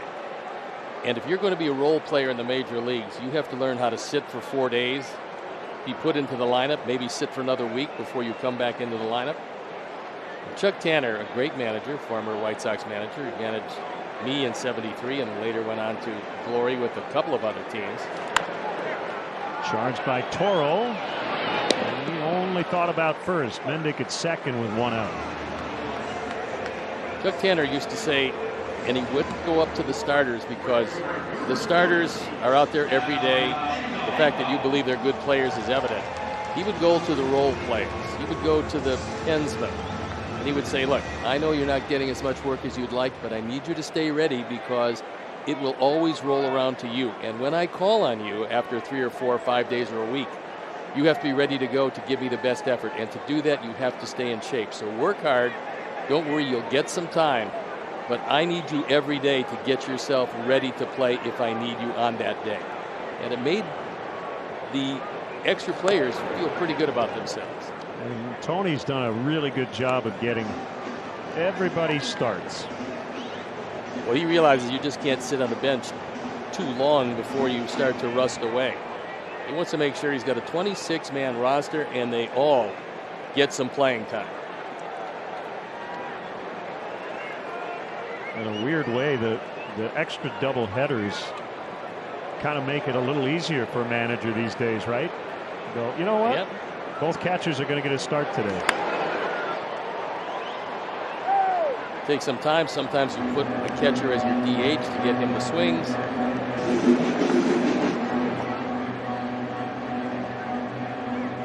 Again, with Adam Engel, there the 2 IL stints with a hamstring. Right now, kind of that every other day mode. Doesn't mean he won't get a start tomorrow. But so far, they've tried not to push it too hard.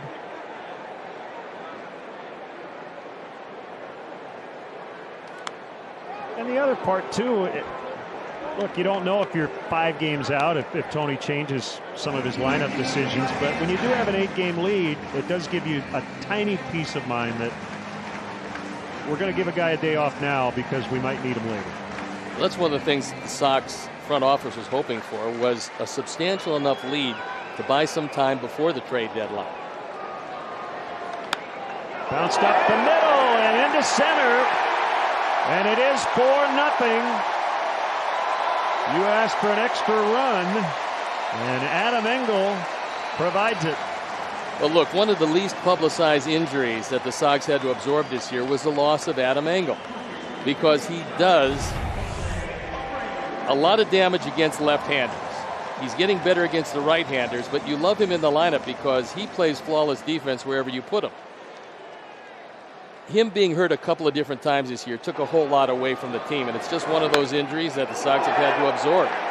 Valdez trying to make that play, ducks under it, and there is the 4th and a bit of an insurance run. Mendick with that leadoff walk, and they're able to cash it in. Thrown at first, Engel dives back in safely. Now the bullpen is starting to stir for the Astros.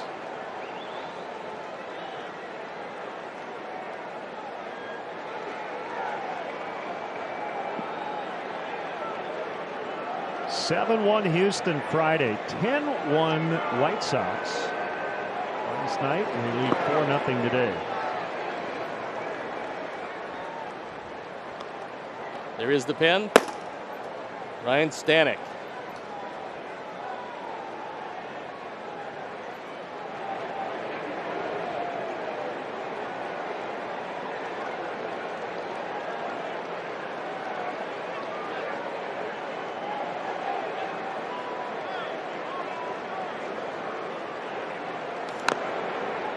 Foul. It's 1-1 on Jose. That one snuck his way into the Sox dugout. But it hit off the netting, so they didn't have to scramble.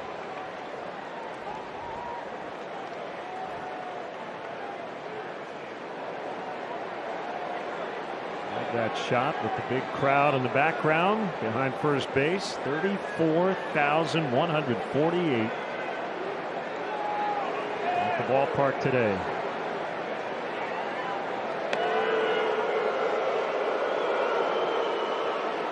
Valdez knows that they might want to run with Engel because Jose has been grounding into a few double plays lately. When you get a guy that throws a lot of ground balls, that certainly comes into play if you don't move the runner.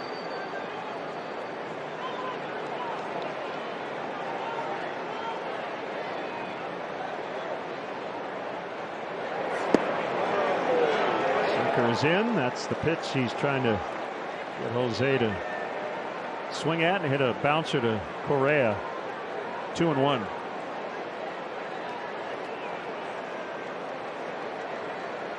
Well, this is old school. Fourth time through the lineup for a starting pitcher trailing by 4. Well,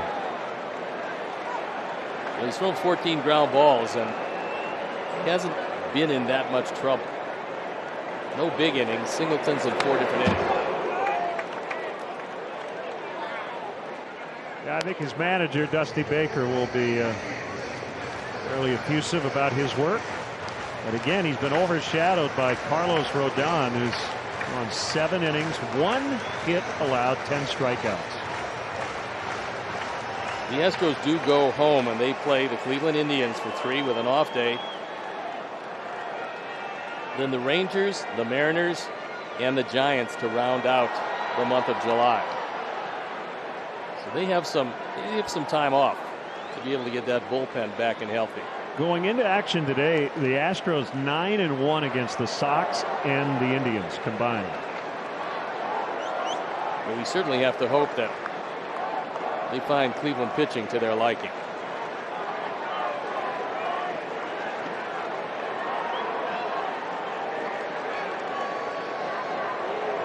Two on Abreu.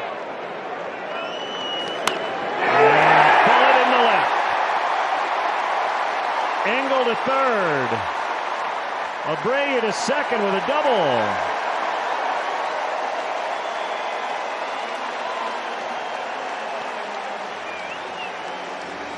The Sox are going to run every chance they get on Alvarez, and he had no chance to get Engel at third. So Jose with his first hit of the day. The Sox looking for a few more runs late. That Sox double brought to you by Elgin Hyundai, home of the double warranty. 20 years, 200,000 miles on every new Hyundai. See ElginHyundai.com for details. That'll be the last pitch thrown by Framber Valdez. Ryan Stanek coming on when we come back.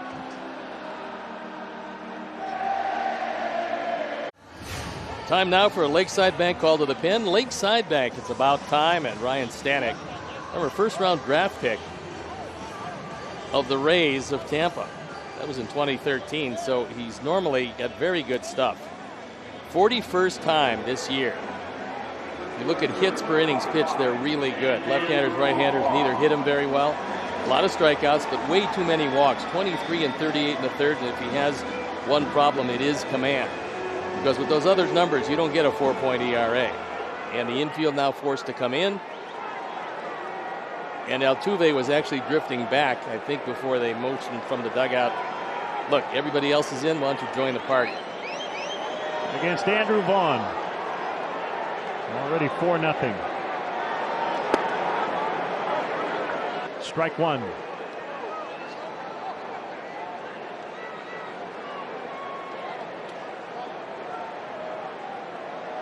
Back-to-back one-out hits. This can't entirely seal the deal, but a base hit here makes things a whole lot more comfortable. Down the right field line, and it's going to be foul off that side net. Hit hard, but slicing away from Tucker, and not within the field of play.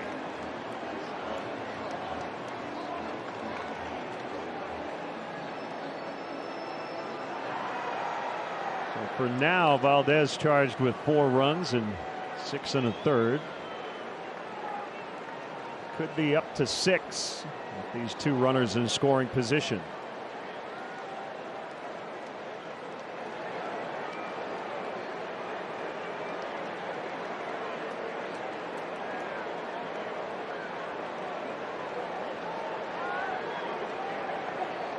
Ready for an 0-2. The throw's going to go to the plate. It's off the mark, but they've got Engel caught up. And he'll actually overrun the bag, and this is where it gets very tricky. And a good job by Jose just to stay on third. Don't go anywhere. I think it's you want to do is vacate, right? I think it's a double play. Oh, it is? Yeah. Because Engel ran through the bag. Yes, if Engel had stayed on the bag, everything would have been okay. But not staying on the bag, I believe it's a double play.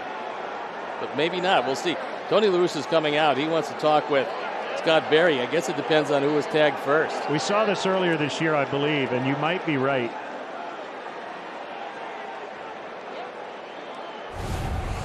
And now Scott Berry is going to meet with Bill Miller, the crew chief.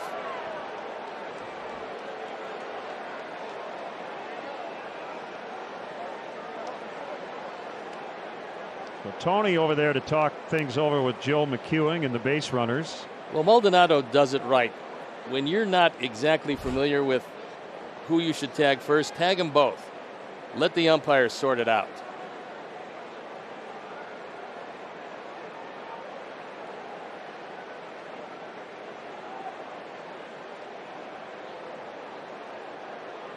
I think they're both going to be out. And I feel like we had a play similar to this earlier this season.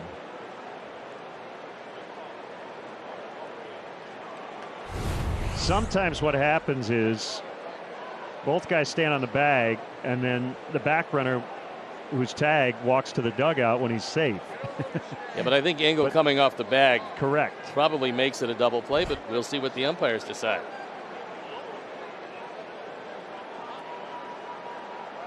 If you are confused, that's okay, because 4 veteran Major League umpires had to have about a 90-second conversation about it.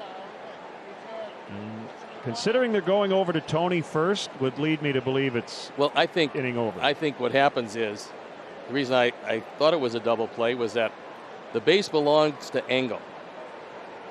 Because he was running down, when he went back to the base belongs to him. That's right. And then Abreu being there, Abreu's automatically out. When Adam went off the bag and was tagged, it leads to the double play and out of the inning. But the Sox get a run. And it's 4-0. Little Sox math for you, unfortunately, here in the 7th. Sundays are back at Guaranteed Rate Field with tickets starting at $10 and parking for only $10. Bring your family out to the ballpark for a day full of fun. Family Sundays are proudly presented by Coca-Cola.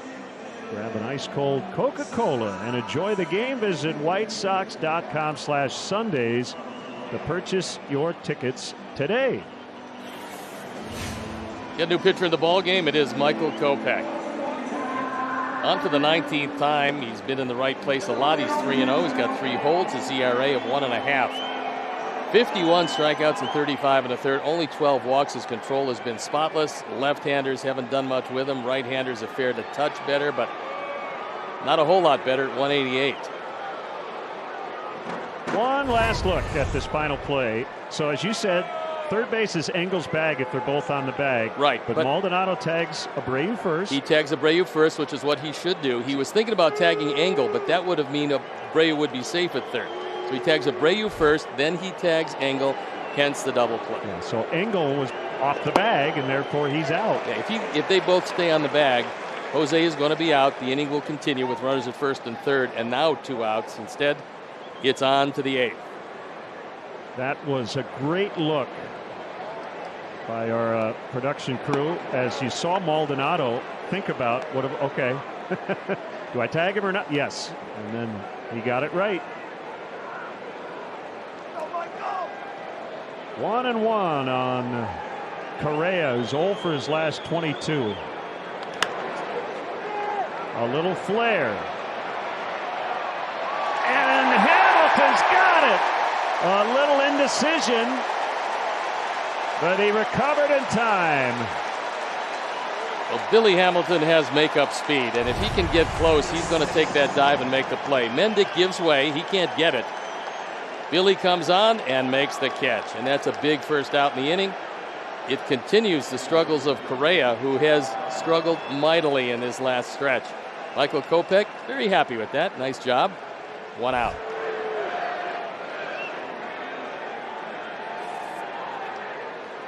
Correa doesn't know. I mean, if he could buy a hit, he would absolutely love that.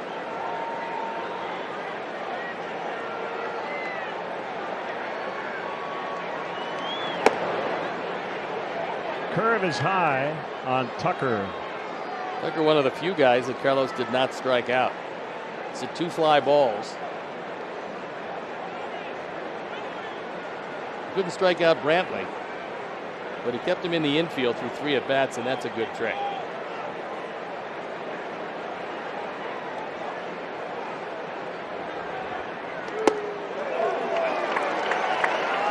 One and one. You know, on that crazy play at third 2 years ago, MLB was planning on miking up either the crew chief or one of the umpires to make in-stadium announcements. But once the pandemic hit, that got put on hold. I think it would be a great change as Vaughn makes the catch.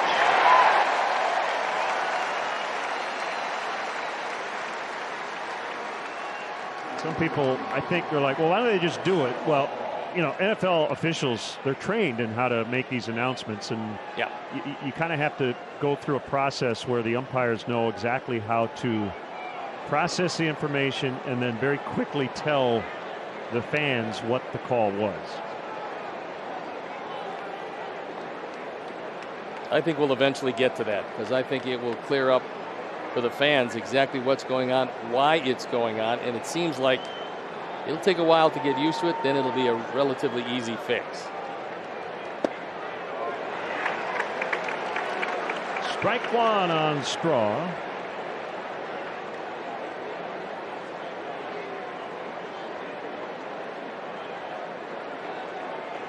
And the other part of it, you know, Engel may have been deemed to have passed Abreu. So again, we'll get an explanation from an umpire supervisor down the road. And some of these weird calls. Blake Taylor throwing in the pen.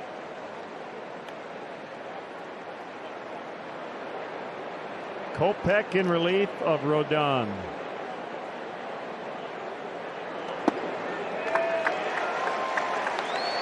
One and two.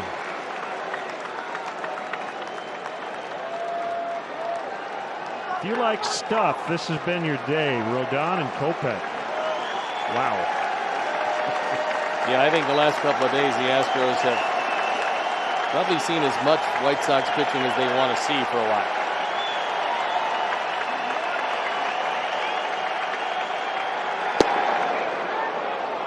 .100 but low.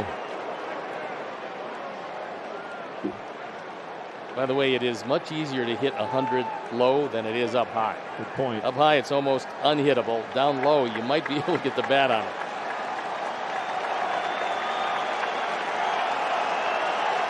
There's going to be a slider. Let's see if he can throw it by it. A knee buckler. To the bottom of the 8th. It has been all Sox today. 4 runs on the board and dominant pitching.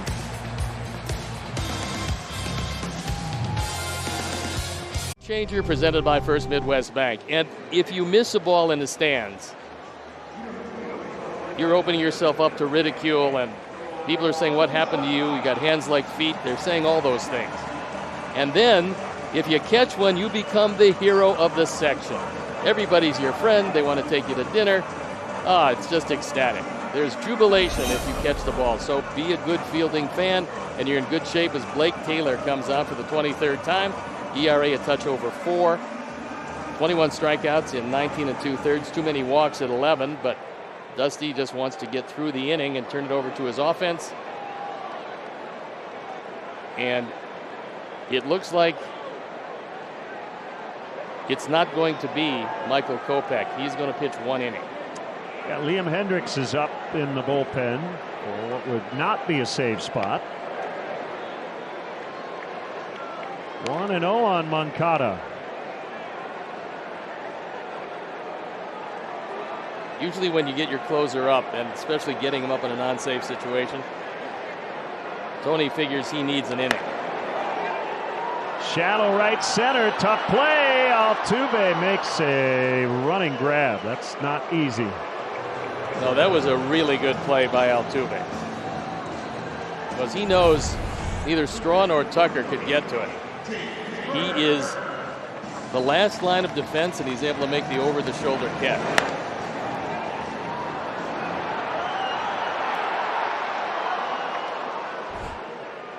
Berger, the batter. A walk, a strikeout, and a ground out. There's the closer, the all-star closer. He got the save for the American League.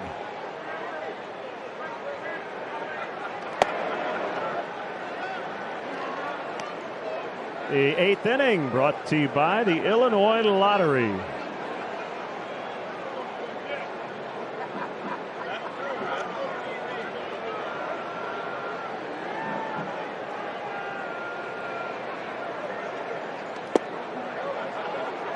One on Berger. Cardinals have a 2-1 lead in the 7th against the Giants. They're trying to win that series, and the Cardinals want to get back in the race over in the NL Central. They've got to put together a win streak at some point. Problem they have, they've got all these injuries to their starting pitching. Yeah, that was a big loss when Flaherty went down. Look, they got the 2 corner men that can really play. Goldschmidt getting hot. And I mean, they've got still a good team, but the pitching has really been problematic for them. Nolan Arenado is a magnificent third baseman every day. Toro gloves. 2 outs, bottom 8. Let's check in once again with Chuck and Ozzie in our studio.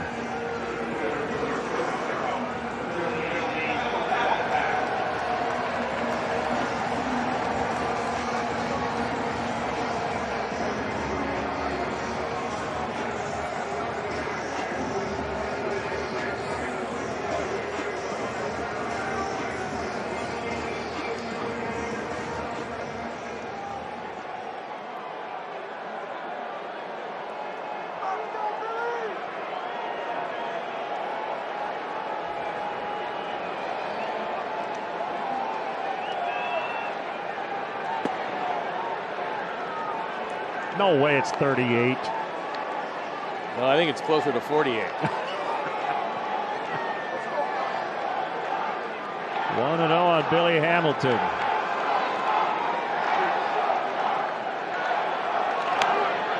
Popped him up. Might be room for Toro. And we head to the 9th. Here comes Hendricks. 4-0 White Sox.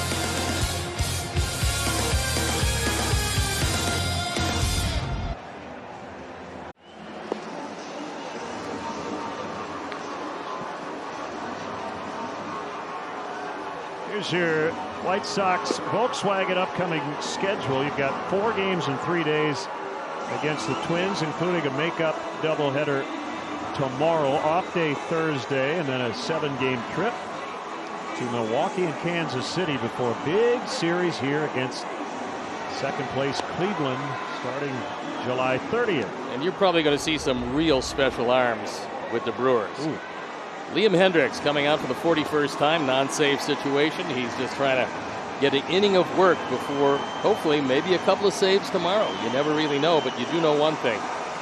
When you ask Liam to take the ball, he takes the ball, and he doesn't care what inning it is. He said this the other day. He said, look, they need me in the 6th, I'm there. They need me in the 7th, it doesn't matter. Save situation, I'd love them, but he also knows it takes a special kind of pitcher to get the last 3 outs of any game, regardless of what the score is.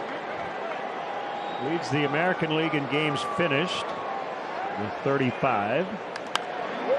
And this one will get out of play off the bat of Toro. Well, actually not.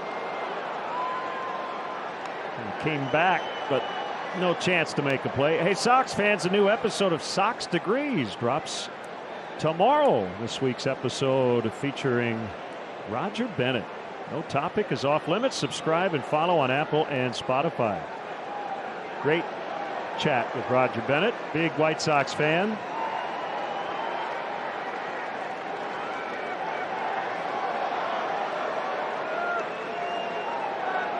Every Monday, a new episode? Every Monday.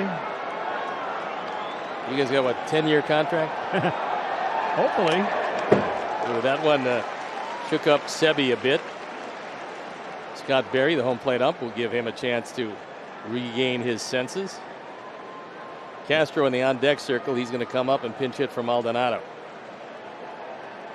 The ninth inning is brought to you by Guaranteed Rate.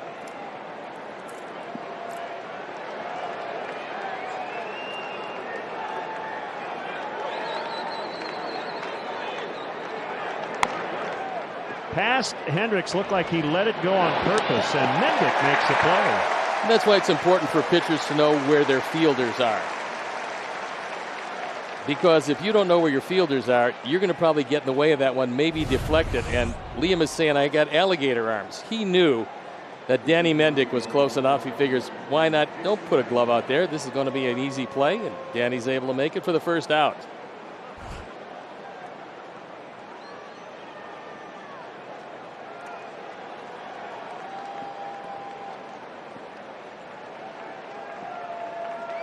Here is the pinch hitter Castro, left-hand batter.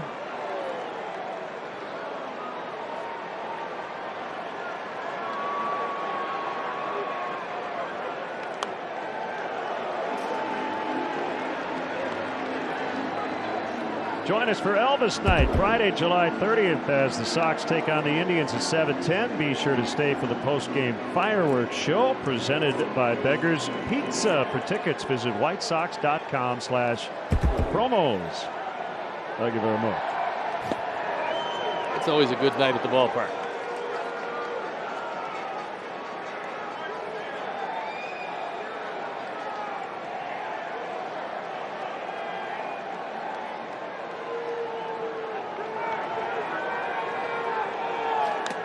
One and two on Castro. And once again, Sebi, you know what? He's been here all day. He hasn't really gotten hit. And here it is, the last inning, and he gets hit twice. So again, Scott Berry goes out, give him some time to regroup. Liam Hendricks looks in at Sebi and says, you okay? Yeah, as okay as I can be, getting hit twice by Rockets.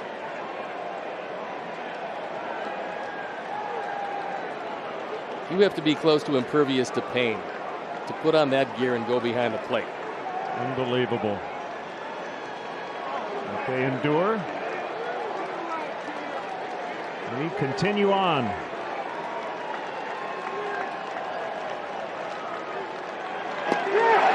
That's going to be out number 2. Nice pick by Abreu on the low throw. 2 down. We got here in a little bit of a different fashion, but the way this game has played out so far, it's been kind of like the Rodon no-hitter. He gave up 1 base runner. It was a hit batter with 1 out in the 9th. Well, today, it was a single in the 3rd by Toro. That's been it. And that one just barely eluded Mendick. He dove, couldn't get to it, and that has been the only, not only the only hit, but the only base runner.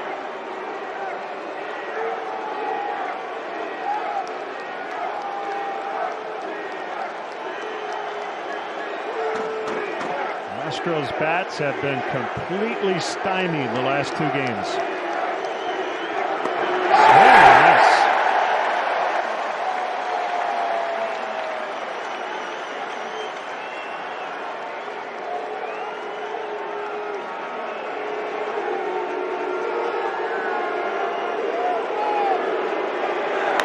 Pulled foul.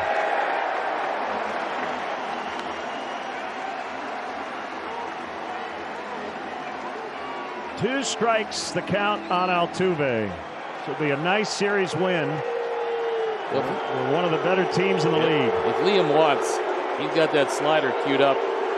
If he gets it close, it'll probably end the at-bat. And it does! And the White Sox pull off a combined 1-hit shutout. Rodon, Kopech, and Hendricks, and they take 2 of 3. What a wonderful ball game this was. Dominant pitching, couple of home runs, and airtight defense. There's the slider that ends it. wasn't exactly vengeance for Houston.